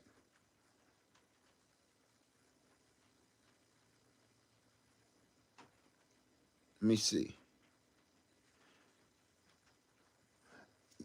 Man, I just throw this together. Just having a good time. Man, I should have done this. I should have done this 30 years ago, man. I'm not playing. I should have done this 30 years ago. Every day I'm kicking myself, thinking to myself, I should have done this 30 years ago. When I turned 25, I should have been sitting on 15, 20 acres doing this right here. Whether I used it or not, whatever I did, all the life and that I was doing, it would have still been here.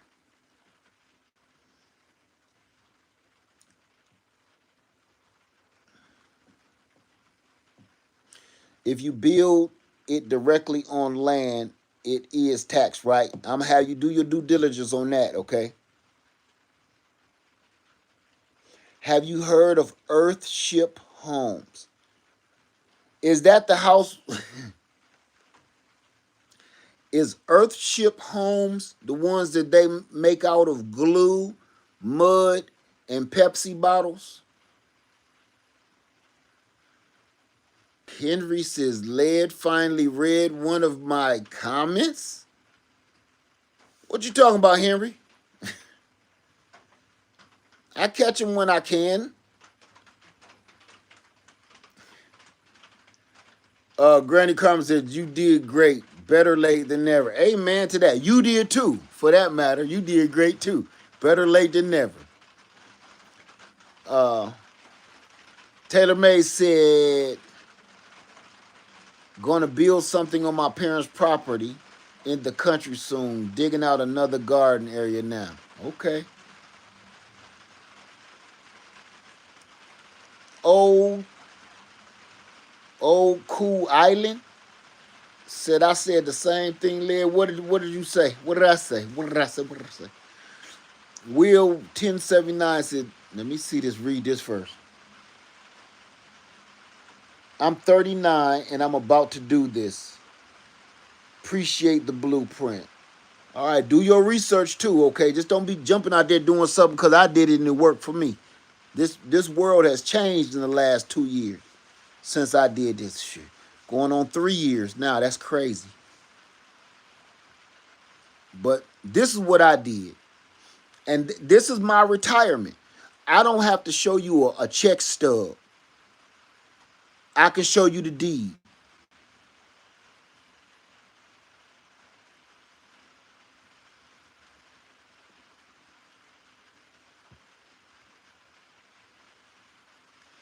Say, I'm on the same thing you are, Led. My uncle and pops are familiar with your work over the years. Okay. I got you, Taylor Made. Let me see. Sidekick, parents' property, have it surveyed and separated. I wasn't gonna say nothing. But you right, Sidekick. If it's that serious, make sure it's yours. Say for tiny home, do not be taxed. You have to keep it on a hitch is what I thought. Like I tell y'all, go do y'all research. Go do your research for your area. I can't tell you the law for your area. Um, Lil Ray says, I'm getting my land soon because everything is going up like crazy. We won't be able to afford this stuff. So, hey, I told you. Didn't I tell you? And I kept making it an emergency. And it would sound like I was tweaking because I'm like, I know I'm rattling off constantly. Get some land, get some land, get some land. Somebody even say, oh, you just want people to get land because you got land. No, I'm telling you to get land because of something I know. Because I said, after this, these prices is going to go through the roof. My wife was a real estate agent. She knew all of this stuff. So when I was screaming and shouting like, please go buy some land, please, I had already knew. I couldn't say nothing though. And look, I feel good. I feel so blessed. I feel so grateful, so thankful because I stepped out on a ledge and made this move. I don't think I've ever made no move this big. This is more serious than me purchasing a home. And the reason why is I've never bought straight land and you could do with it what you want. I've never done that before. My first house I had land with a house on it. And that was my first homestead. The house I live in now, that's a house on 2 acres on a lake. But this, where nothing was here, I've never done this before. Say that's because of you, that's my trajectory over the year now. Hey, look, again, do your research. All I know is if something happens to me for any reason, my family is secure. The finance problem, we don't got to worry about insurance payouts, claim outs, all of that garbage, or how stuff gonna continue to be getting paid. Got to worry about that. You ain't got to worry about nothing. Sell all that bullshit and come on home to Freedom Acres. Sell it all.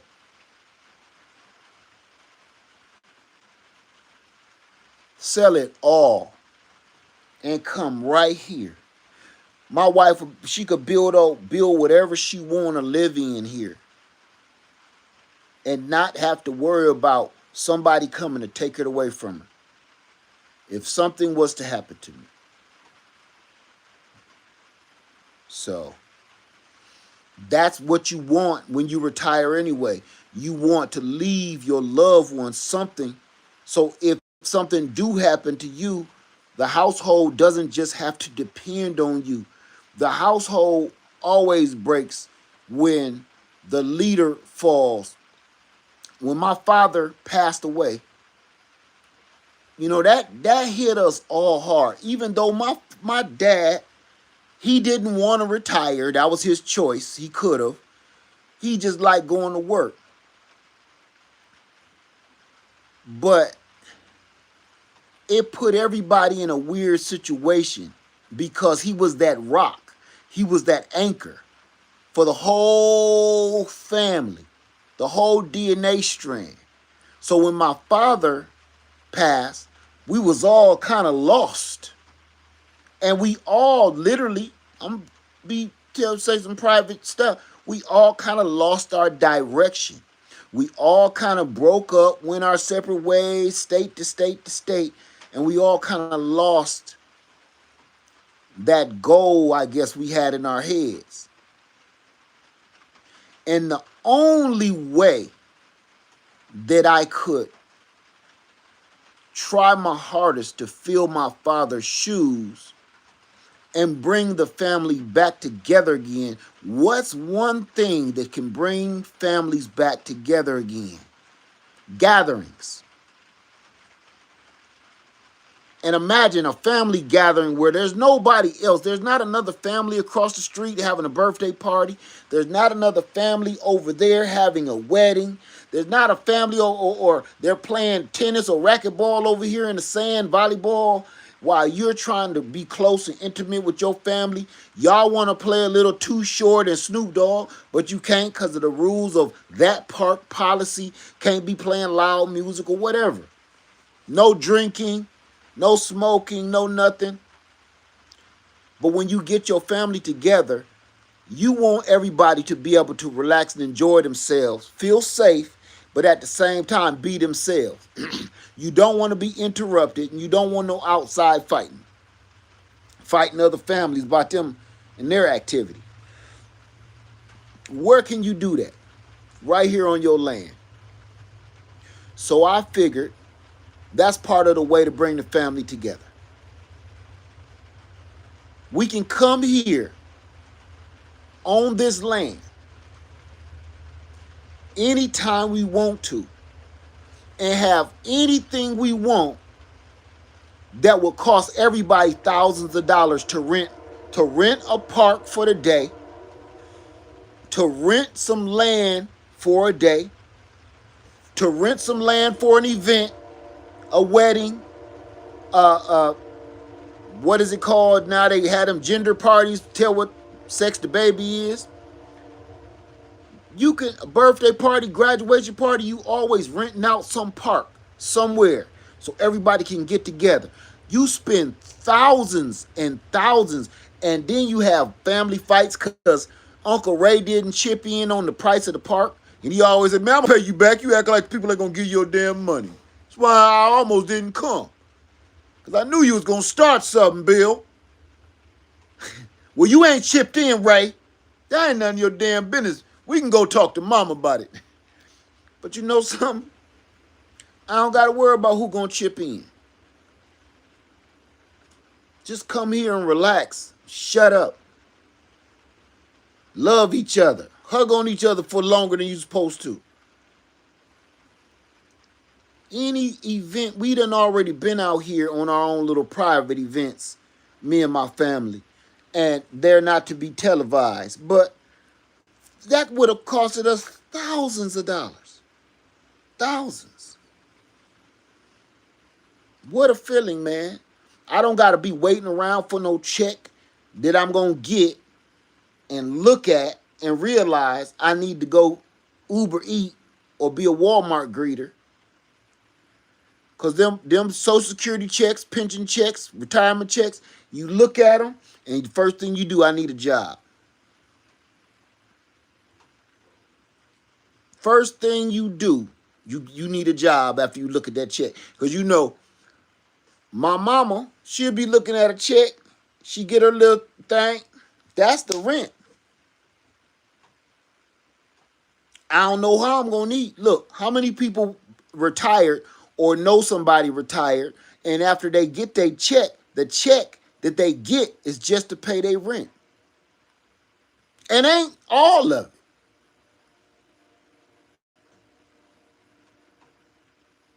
You don't know what you're going to do about your lights, your electricity, your water bill. And then you still got to put gas in your car if you got a car. You still got to eat. The government said that part is on you. We said we going to send you this little $1,200 check every month. The rest, how you going to live, is on you. After you spent 30, 40 years working for people that's billionaires and millionaires, your service made and kept these people rich for 30 years. I need y'all to say this with your mouth. How many people raise your hand, show of hands, how many people work for a company and you've been there, and tell me how long you've been with the company? I don't want my phone to die. Tell me how long you've been with the company. Granny Carmen said, Laird Farmer, that is exactly what happened to me. Hey, I see. Taylor May said, my retirement check is all bills. SSDI is for me. Okay. GL says 26 years. Ooh. Rim her, I don't know that. 13 years. Janet Sky says 24 years. Marsha says 7 years. Marvel 12 years. Is my Renaissance grandma in the house? They retired at 44 years old. See, you doing like me. Talia, 32 years. Polar Bear, 28 years. Let me find a charger for this. Let me tell y'all something. I want y'all to really think about what y'all just said. I got a cord for everything but what I need it for. We might have to call this a night. Because I do not have my charger in here. I'm going to say this real quick before my phone cut off. Imagine working for these companies all that 50 years. For 50 years, your company has been successful. That's why you still work there. So if your company is still up and running and it has been this successful for this amount of time, you're broke. They're millionaires. They don't come into work and look at you every day. They up in some high rise somewhere counting numbers. While you down there gritty, sweating, dirty for 30 years. After your 30 years is over, that person will still be on a yacht giggling with a bunch of girls in bikinis, and you still gonna be broke. I gotta find some kind of charger because I'm about to ask y'all a question. Here's my question to you. Let me find a charger. Oh, I found one. Here's my question to you. Found a charger at the last second. Good. Let's see if it worked now.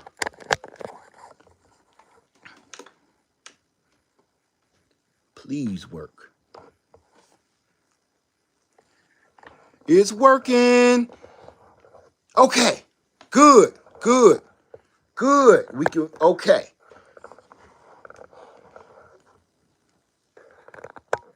Perfect. All right. Okay. And now it ain't working. Just try this. Come on and work. So far, so good. You've been working for this. Dang, Coney, come on. Come on, give me a little love, please. Charger tripping.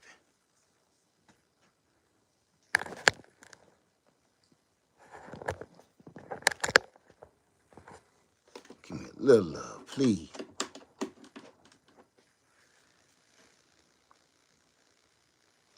All right, I think that may have done it.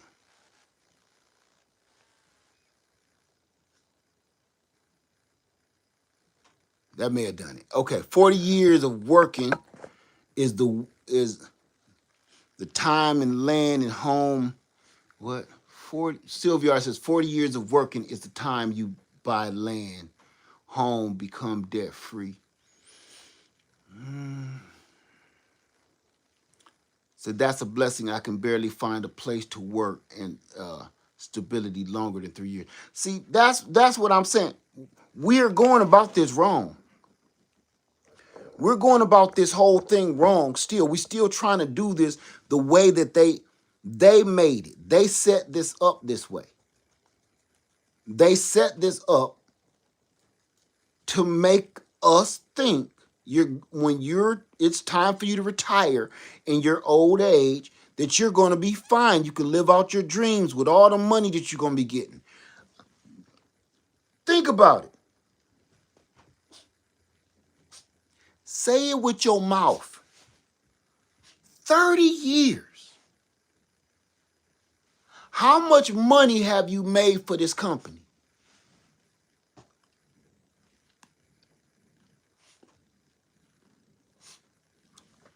$30 years. Some people said 20 years. Somebody said 7 years. Listen, You, in your mind, you don't have to lie to nobody. You know how much money you've made your company, how much money that you saved your company. I want y'all to think about something.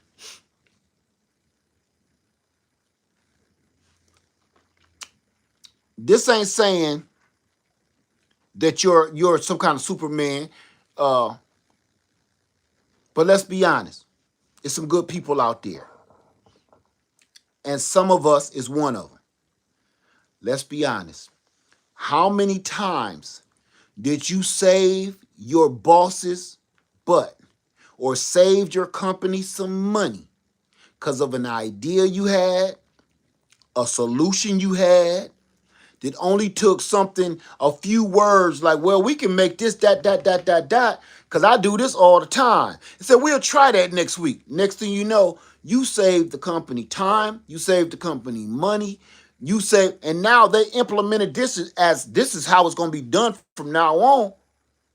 They didn't put your name on it. They didn't give you no credit, nothing. The company, the whole company changed because of you.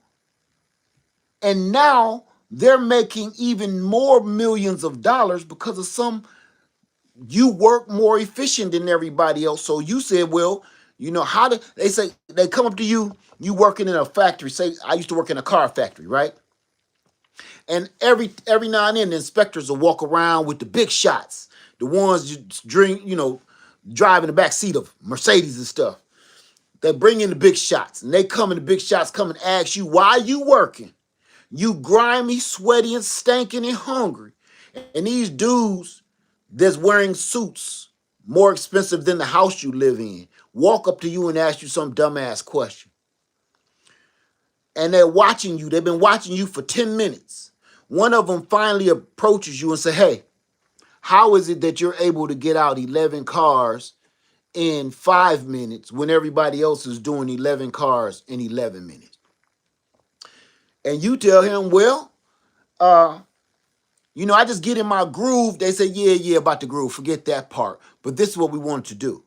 Show us exactly what you do to get 11 cars in 5 minutes. Show us that. Well, instead of, I know they tell you to pull the cord around this way, but if you grab it like this, see how they just pulls through? That just saved me a few seconds. Now, when they grab the headlights and pull it through this hole, if you put your arm in here like this, you ain't got to do all that, and it just comes right through. So you got clocked. Dang, this thing still ain't working right. They clocking you, and they tracking you and timing you because they want the rest of the company to be this efficient to save them all this money. So the next thing you know, the whole company is doing 11 cars in 5 minutes now. Everybody is pissed off because of you. Now the line done speeded up and they had to be retrained in the way you do it. You saved the company millions. You pissed off your coworkers, but you saved the company millions because now they can pump out almost double the cars and production. You didn't get a plaque. You didn't get a raise. You didn't get a bonus. Nobody else said your damn name. Nobody said, hey, this is the lead farmer technique. Nobody, you will get nothing. But miss a day of work and watch they bring you in office talking about the next time you fired. You just saved them millions of dollars.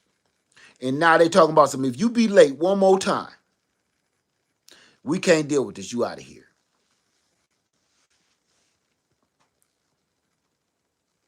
You worked 30 years. You've trained people. I'm going to tell you what's even more priceless if you ask me. You saved people's jobs.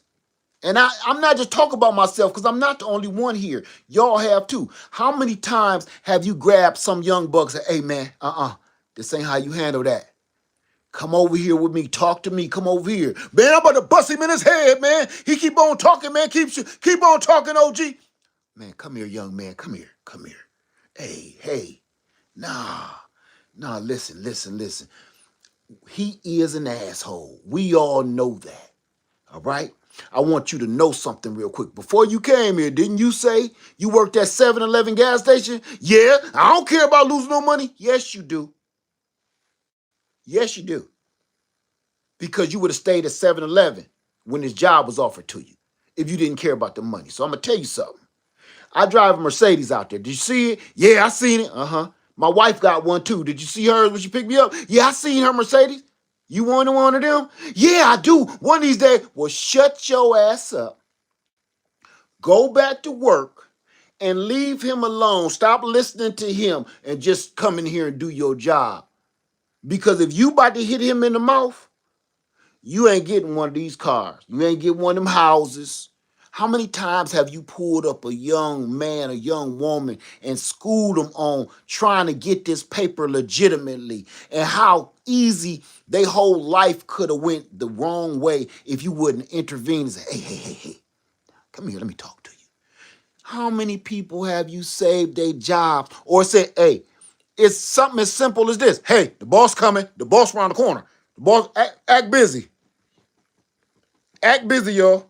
He right here. He right here behind me. You feel me? He right back here. Yeah. Don't look back. Don't look back. Knowing good and well, if the boss would have walked by and seen y'all bullshitting down this aisle, all y'all was getting fired. Union or not. How many times have you saved your coworkers? Saved or came in and worked for your coworker because they were sick or hurt or ill or whatever, or just helping them out. Man, you're worth more than that check that they give you every 30 days. You're the work that you put into this corporation, this job, these people, you gave your life for this. I don't care how you look at it, and I'm not playing with words. You literally gave your life for this. I mean that literally. You gave all of your youth, all of your energy, all of your spirit, all of your heart, all of your goodness, all of your soul. You let that spill out at this job, saving people, helping people, doing your job, building your cars, putting together some knickknacks, whatever it is. And all of that while trying not to have one of your hands cut off, trying your hardest not to have something go into your eye socket and you lose an eyeball, trying to keep all your fingers in these jobs, and trying not to lose your mental capacity and let your cheese slide off your cracker, because 30 years of working in these places will drive you nuts. So you're not only doing all of this Superman style stuff, you also trying to make your money and stay alive at the same time. And you come home and your wife or your husband be like, how was today? You be like, fine. That's all you say, but you know, you just went to war. You're coming from war. While you was at work, that was war. I don't care how you looked at it.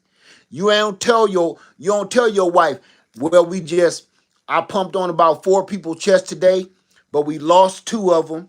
2 lived, 2 didn't. Had to roll a couple down to the morgue. Found out that Mr. Jenkins got the C word. All this. They don't know what you've been through. I've cried 3 times today. You know. Now I know who Kim Kardashian is for some reason. All of that stuff.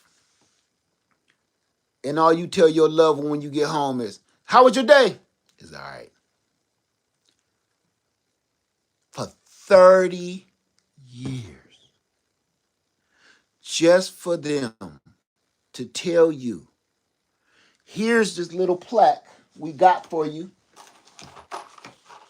We all threw something together for you. Okay? It says, we're going to miss you. We love you. Peace. Me and all the guys chipped in so to give you a little something to go away with.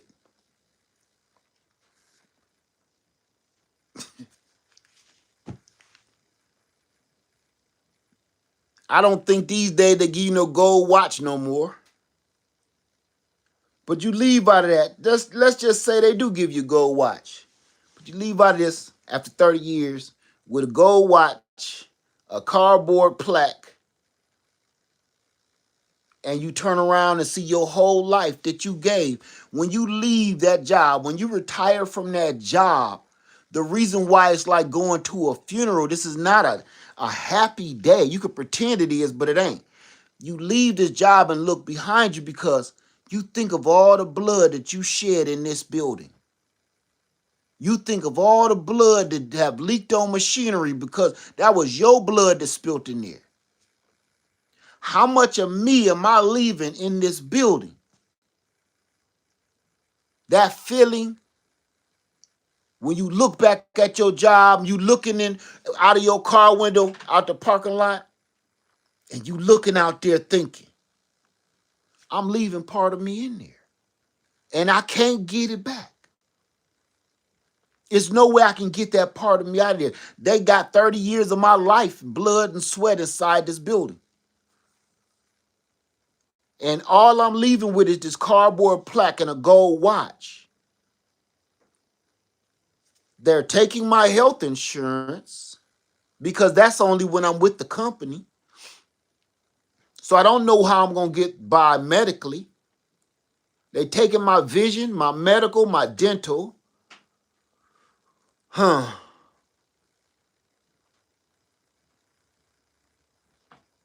I'm not going to make as much as I used to because I used to do overtime a lot. I worked overtime so many years, I don't even know what a normal 40-hour check feel like anymore. I don't even know what that looks like. I can't even calculate that anymore because I'm used to working about 20 hours overtime. How am I going to get by? My house ain't paid off. My car ain't paid off. I got some credit card bills. That's the reality of that retirement. And that's why all of our elders are working still. Not me, man. If I have to go to work, it ain't because I need something. It's because I need to. If I have to go to work and make money, that means, okay, something broke down. I need a quick hookup. I don't need no job for signing up for 30 years to work for nobody. I just need a job real quick, a come up so I can get something taken care of or fixed. Other than that, I don't want to work for nobody else. Never. Never. I really don't want to.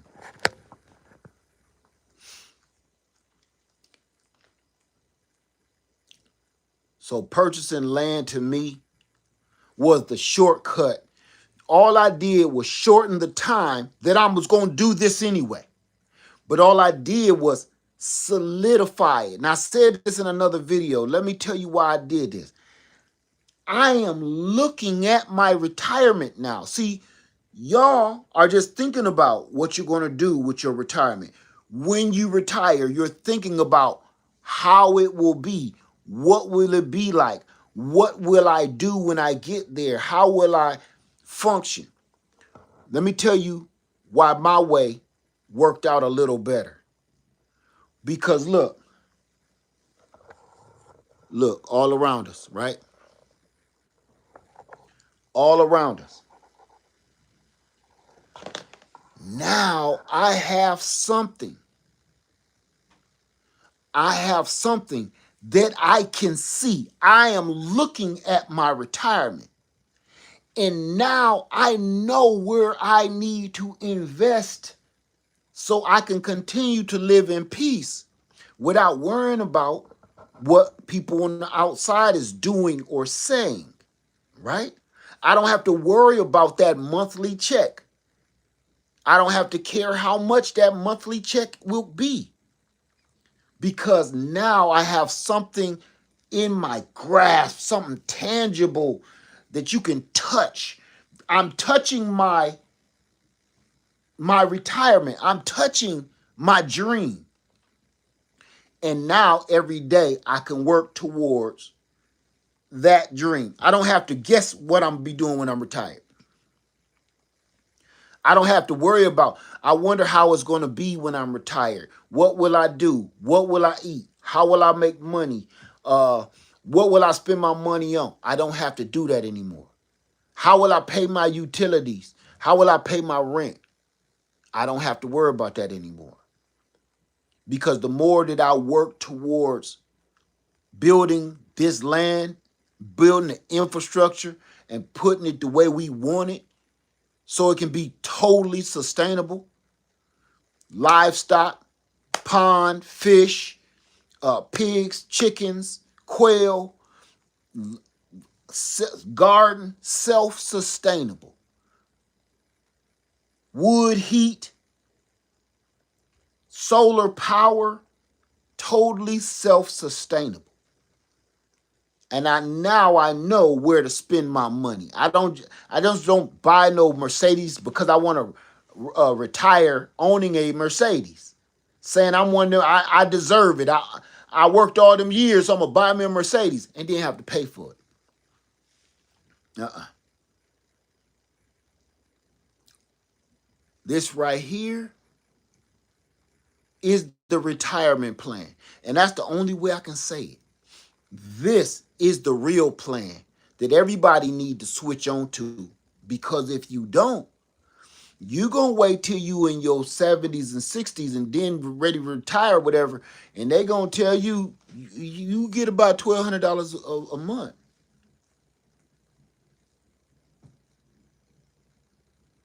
$1,200 a month. Do you know what that is, man?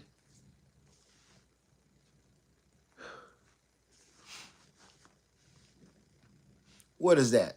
That's $600 a week? No, it ain't. I'm tripping. That's $300 a week. If you was to get paid weekly, $1,200 a month is $300. Yeah. $300 a week. That's the same amount of money you make being a bag boy at Publix or Kroger. You make more money than that pushing people grocery carts back into the store. You know the grocery cart dude? Every store got one. So all I'm saying to y'all is this was my plan and it worked. One thing, I got one peace of mind that sits with me every day, even on some of my bad days. And yes, I have bad days like everybody else. As long as I can think about this right here, I can shut that negative day off.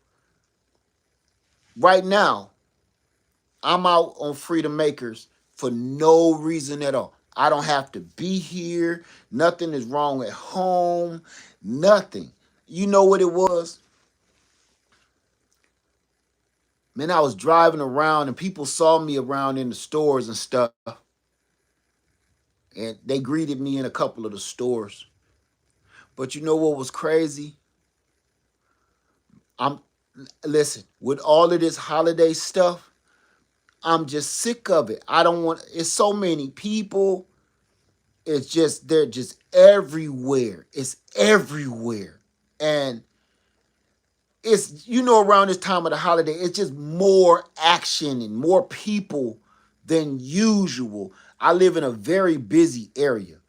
And now you can't leave the neighborhood because every main street is blocked. And man, I went to the store the other day. I can't make this up. It was so cold. But I got on my scooter and I went to the store. I got on my scooter just so, because traffic is so messed up everywhere that I knew on my scooter, I can dip around all of this. True story. I can't make this up. I just went to the store to get some vanilla flavor. That's it. I needed some vanilla flavor. Remember I told you I made them pies? I just need some vanilla flavor, man. I ain't getting in my car and sit in traffic for 45 minutes and I'm only 5 minutes from the store. I'm not doing it. I got on my scooter and dipped through traffic and got my stuff and came back. But after that, I was so annoyed by just so many people, so much noise, and so many horns blowing and people cussing at each other. Go, MFR, the light is green. All of that. Listen, I woke up today like, I kissed my wife, said, babe, I'm going out to the land. If you need me, you can come on out here. I'll be out here. I'll be out here for a few days. Just because I needed some peace and quiet. What is this? This is December, and people is popping fireworks for some reason. I'm like, what is that? Why is that happening? We're nowhere close to firework days, and it's fireworks. It's not guns, it's fireworks. Because you can see them. Like, did every blue moon, you could hear something in the distance from a nearby high school. They won the game or something. Ain't nobody playing no games today. It's like, what's going on? Peace and quiet. That's it. You hear that? When I ain't talking, ain't no talking. This is my retirement. That sitting on the porch in your rocking chair thing, looking out at the sun come up till the sun go down, while your smoker grill been smoking for the last 12 hours with you some ribs or something on that board. Let me tell you something. Hey, peace and quiet. I don't got to know where my food is coming from. I got my whole cabin fully stocked with food and water and warmth and heat and clothing and bedding. I can do whatever I want to do without ever leaving. I don't got to leave. That is retirement, where I'm leaving because I want to leave. If I'm going in town, it's because I want to, not because I have to live in the middle of that. This is how I bought my retirement early. This is my early retirement present. That's what this is. So all of the mystery of how I'm going to retire and what's going to happen to me because my income is going to change, that's all water under the bridge.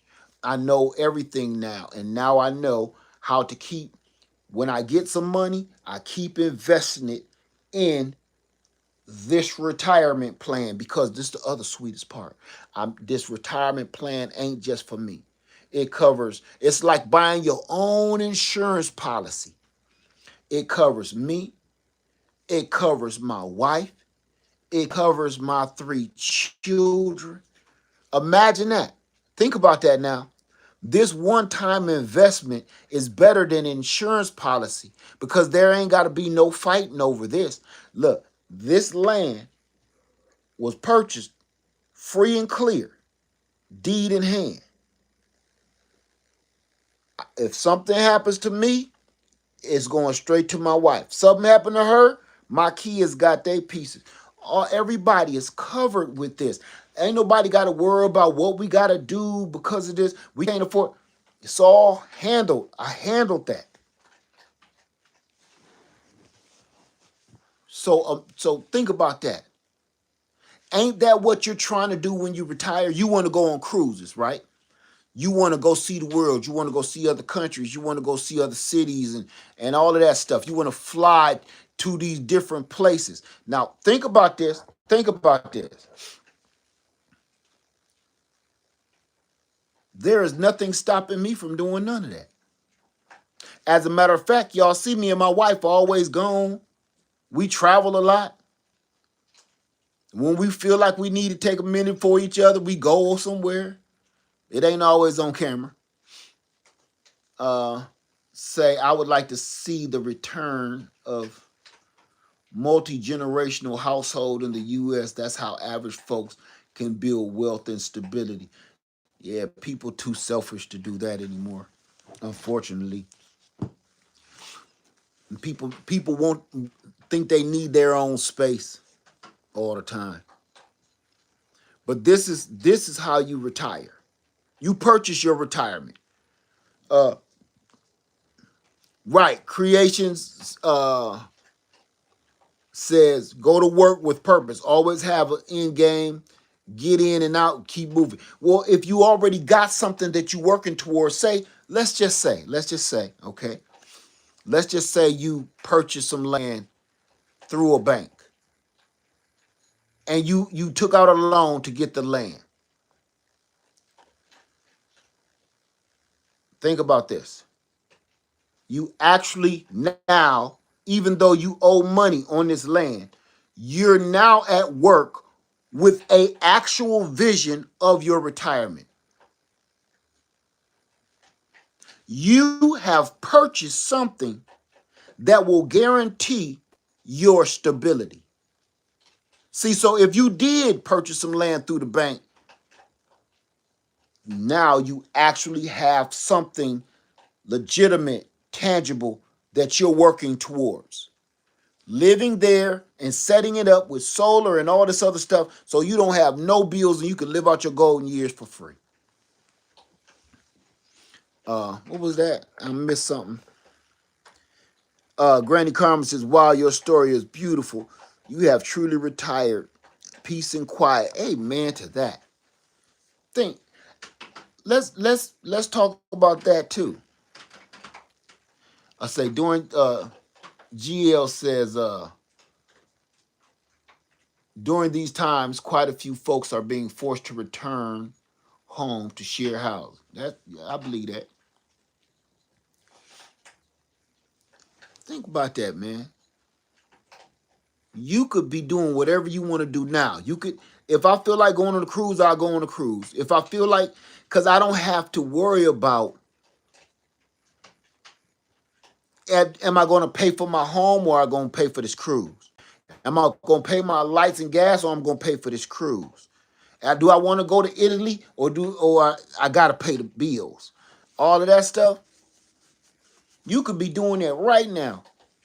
I don't know why everybody think that they got to get to the point that their knees and hips and back is hurting before they get a chance to live. It's hard to, man, it's hard to make it. And let me put it to you like this. I hope I live to be an old man. I hope I do live a long time. But I will say this.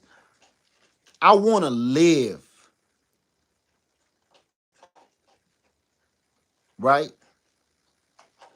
I don't want to just be alive. Why would I move out of the country, Marcia?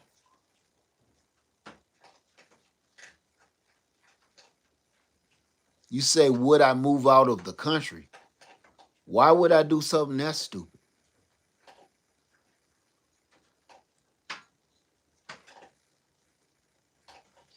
So when I was in college, good. So when I was in college, I lived like Indiana Jones during off season. Tony says, need a little extra money, sell your produce at the market. We do a lot of that kind of stuff. I'm waiting on you, Marsha. Why did you ask me would I move out of the country? Why would I do that? Why that question is just so bizarre. Just out of the random. Would you move out of the country? For what?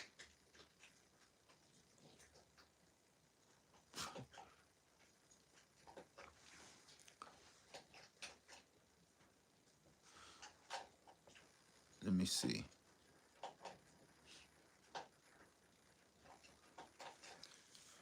So unfortunately, most of us are just existing. You want to know something, creations?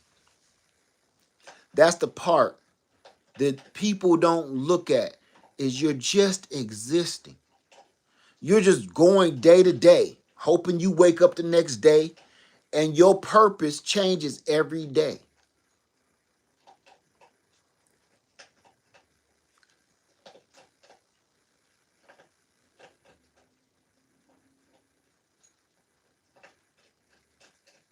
Said no other country owes us anything. What do you mean, Firefox? What is y'all talking about? I'm trying to figure out. It's a couple of y'all keep coming in here with some wild ones. No other country owes us anything. I don't know what's being. Maybe I'm sure I missed something. Did anybody have any questions about this early retirement plan? So Marsha says some people are considering moving to a country with better access to health care and affordability.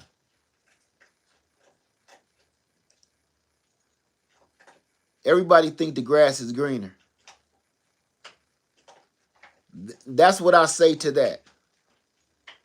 Everybody think the grass is greener in another country because they get free health care. But you ain't thinking about nothing else in the whole rest of the country. All these other countries got a lot of stuff going on just like this one.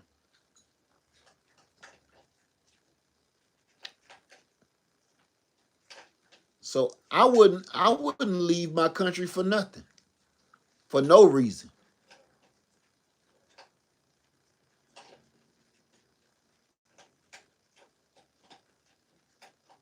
Instead of look here, you can leave the country. You let me see. Some of us think that living in other countries will take care of them. Right. It's not. It won't. It's just a lie. That's why everybody leave the country and they come right back. Every time, man, it's like thousands of YouTube videos of people moving to all parts of Africa, all parts of Australia, all parts of Europe, and then you watch their journey, and then that one video hit. We're thinking about moving back to the States. Every single one of them. Now you gotta think about this. That's just the YouTubers. Those are just the YouTubers that show you their journey. And there are literally hundreds, if not thousands, of those videos of people moving and living abroad and bringing their butts right back. They may stay there for a certain amount of time and years. There was this one couple that I was really watching over in Mexico. They moved down to Mexico and they brag how much cheaper it is. They living, they balling, they loving life. A fairly older couple too, and they just loving it. And y'all should move. And America ain't this, and America ain't that, and America hit them in the head with a wiffle ball bat. All this blah blah blah blah for years. All of a sudden, out of the blue, they video dropped of this may be their last video because they're moving. They think about moving back to the States. What did they do? They moved back to the United States from Mexico, some part of Mexico. And I was just like, you took these people on this joyride with all that bullshit and talking all that. Now you got the whole community asking you, like, what made you come back and all of what happened to when you said da da da da da. I thought you said blippity blippity blue and F America. I thought that's what you said. You and they back. Everybody keep thinking everything is better somewhere else, and it don't be. It just be something different. It's they may give you something that you really want, but the rest is garbage. It ain't no different in this country. It's just configured in a different way. There is no place with peace. And here's another one. Somebody said get some land in another country. All these other countries won't even let you own land. Did you know that? Did you know that? It's so many countries out here that you don't own nothing. You lease land, but they won't let you purchase it. Did you know that?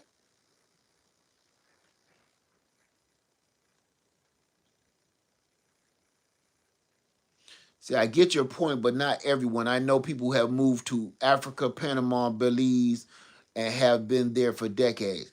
Man, that's like 3 people out of hundreds of videos sitting right here on YouTube.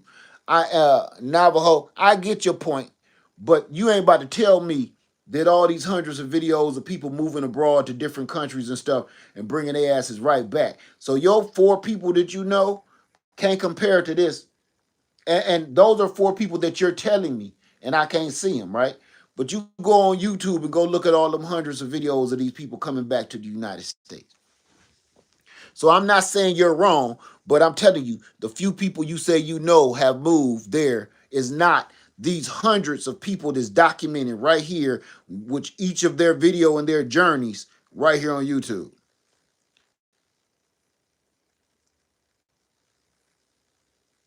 So everybody be wanting to leave this country so bad because they say we're horrible. It's bad. It's bad. But see, here's the problem that I have. When everybody keep talking about fleeing the country, this is the only problem. And I know I'm gonna get some pushback for it, but I mean this now. Instead, this is where I stand. You're not making me leave my country. I don't care what lunatics is in office. Instead of me fleeing and giving up my birthright and my birthplace, that means they're taking something from me if I let that happen. That means I'm giving in to their agenda if I let that happen. There's another way to make this country what I want in that country. They got free health care. It's a way I can do that. I can fix that here. If enough of us get together, we the people, can fix that. If we get together and say, I don't want to pay for health care anymore because all of the money that they out there golfing with right now, I need you to go do your research. I need you to go and add up what that man has paid in golf in this last year. It ain't even been 12 months yet. How much has he cost the United States, me and you, in taxpayer money, so he can go play golf and be guarded while he play golf for this year? I need you to go look at that and tell me why we can't have free health care. All the money that is costing him to go play golf, that's our free health care right there. For him, one man to go have fun and be protected by a whole brigade of people. That's the free health care. They say they don't want to do that. They say we can't do that. They say we can't afford that. But we can afford to go play hundreds of millions of dollars worth of golf? Golf? For one dude?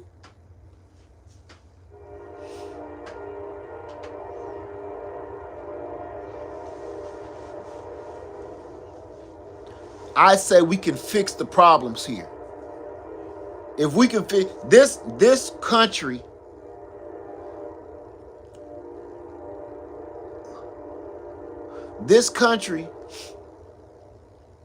still got life in it. As bad as it is. Now I'm gonna tell you why I say I know this country still got life in it. This country actually still got something in it worth fighting for. And I'm gonna tell you why. This is my own little speech of hope. The reason I stay positive, I try to be positive, and I think this world still got a little bit more life in it. It still got a little more fight in it, a little more bite. I'm gonna tell you how. Because it's not what you see on the media. The media has some kind of weird agenda too. They do. But let me tell you this. This is how I know that this country still got blood pumping through its veins. This country still got a pulse. I want y'all to think about this. This administration has tried every trick in the book to cheat. Let's think about this. And no matter how crooked, how wretched, how evil, how wicked, how inhumane, how demonic that they treat human being, mankind, and the American people, it's always just enough pushback so each and every one of their doggone plans falls through and fails. I want you to think about that before we give up on this country, talking about some we ought to just leave. With all the hatred, with all the racism, with all the sexism, there's still enough of us good Americans that push back enough where no matter how crooked, dirty, and wicked they have been and trying to be and have crooked laws passed and everything, there's still enough good people that holds these wicked demons at bay. Come on now. You tell me this country still ain't worth fighting for and starting to put it pieces back again, even with the hatred, even with the racism, all of that. We can fix this. Because for some reason, we think it's more of them than it is us, and it ain't.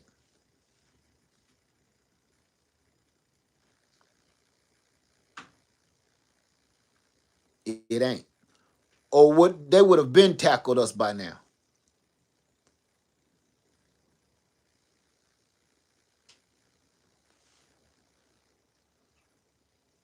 Oh, right. Taylor May said we'll have the world trying to come here. It ain't that bad. Look, we are literally paying to move away to the same places where all these other people are running from. What does that tell you? We are paying and selling all our stuff and giving up our United States certification to go move to a place where they keep running from to get over here. I'm not about to leave. I ain't going nowhere. I think that this ship still holds water. That's what I think. Right now, it's on the dock and it's bruised and it's leaking, but it's a patch that I think that we can fix.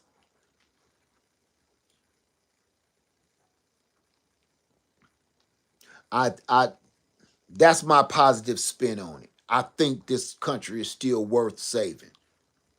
I think there's enough people, and right now, the people that realize how wicked they were, how selfish they were, is a lot of them starting to realize they was just caught up in some peer pressure bullshit like a child. Even though it took it to affect them for them to understand, they finally understand that this is going to hurt us all. Whether they like me or not, them waking up helps. The people that's waking up and realizing, wow, we just wanted a little bit of racism. We didn't want you to do the whole, little mustache dude thing. Now, even they're waking up and realizing, yeah, this can't keep going this way. If they're waking up, not that they deserve any apologies or anything, but I'm just saying, long as they waking up, that's one more person that wakes up and push back against this craziness. I think this country is showing right now. It's kind of like, I don't want to use him as a reference because he's sold out too. But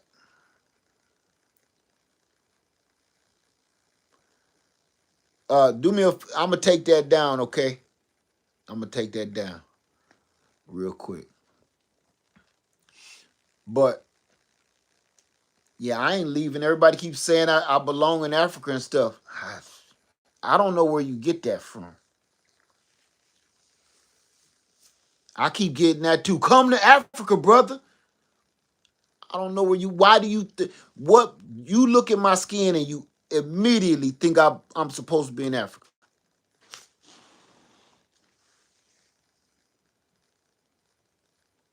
When people do that to me, even when they look like me, when they do that to me, that I feel the same way when they say that to me as somebody that's white say that to me. Go back to Africa.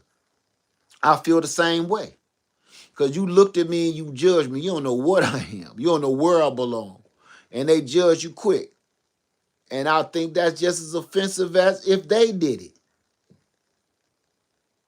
Everybody get into this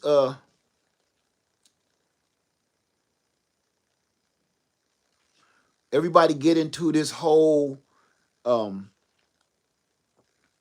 where they think you belong by looking at you stuff.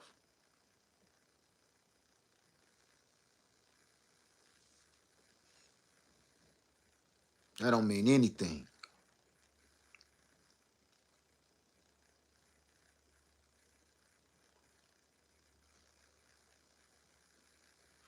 Yeah, we better get off of this. We better go ahead and get off of there.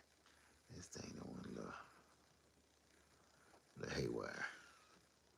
All right, y'all. I'm gonna get on off of here. All right, y'all. Y'all have a wonderful night.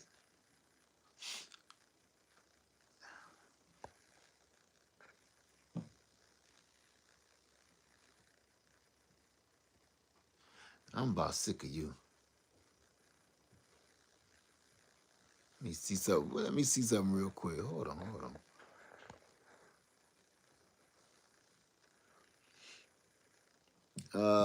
Firefox said, "I'm not from Africa. Ian ancient upon the land of others." I'm gonna take that down too. Okay, that's hitting me a little too hard. God.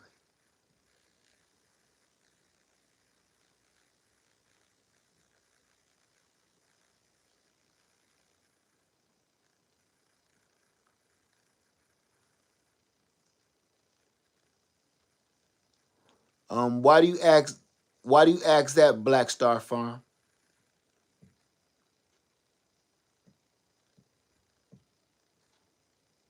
And which one?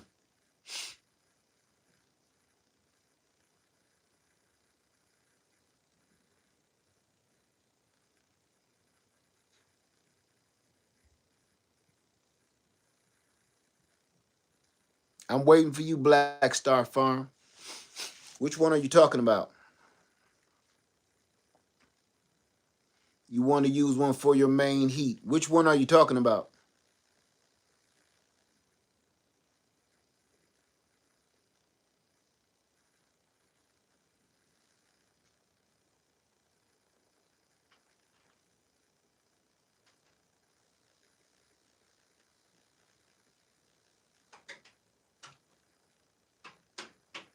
Nah.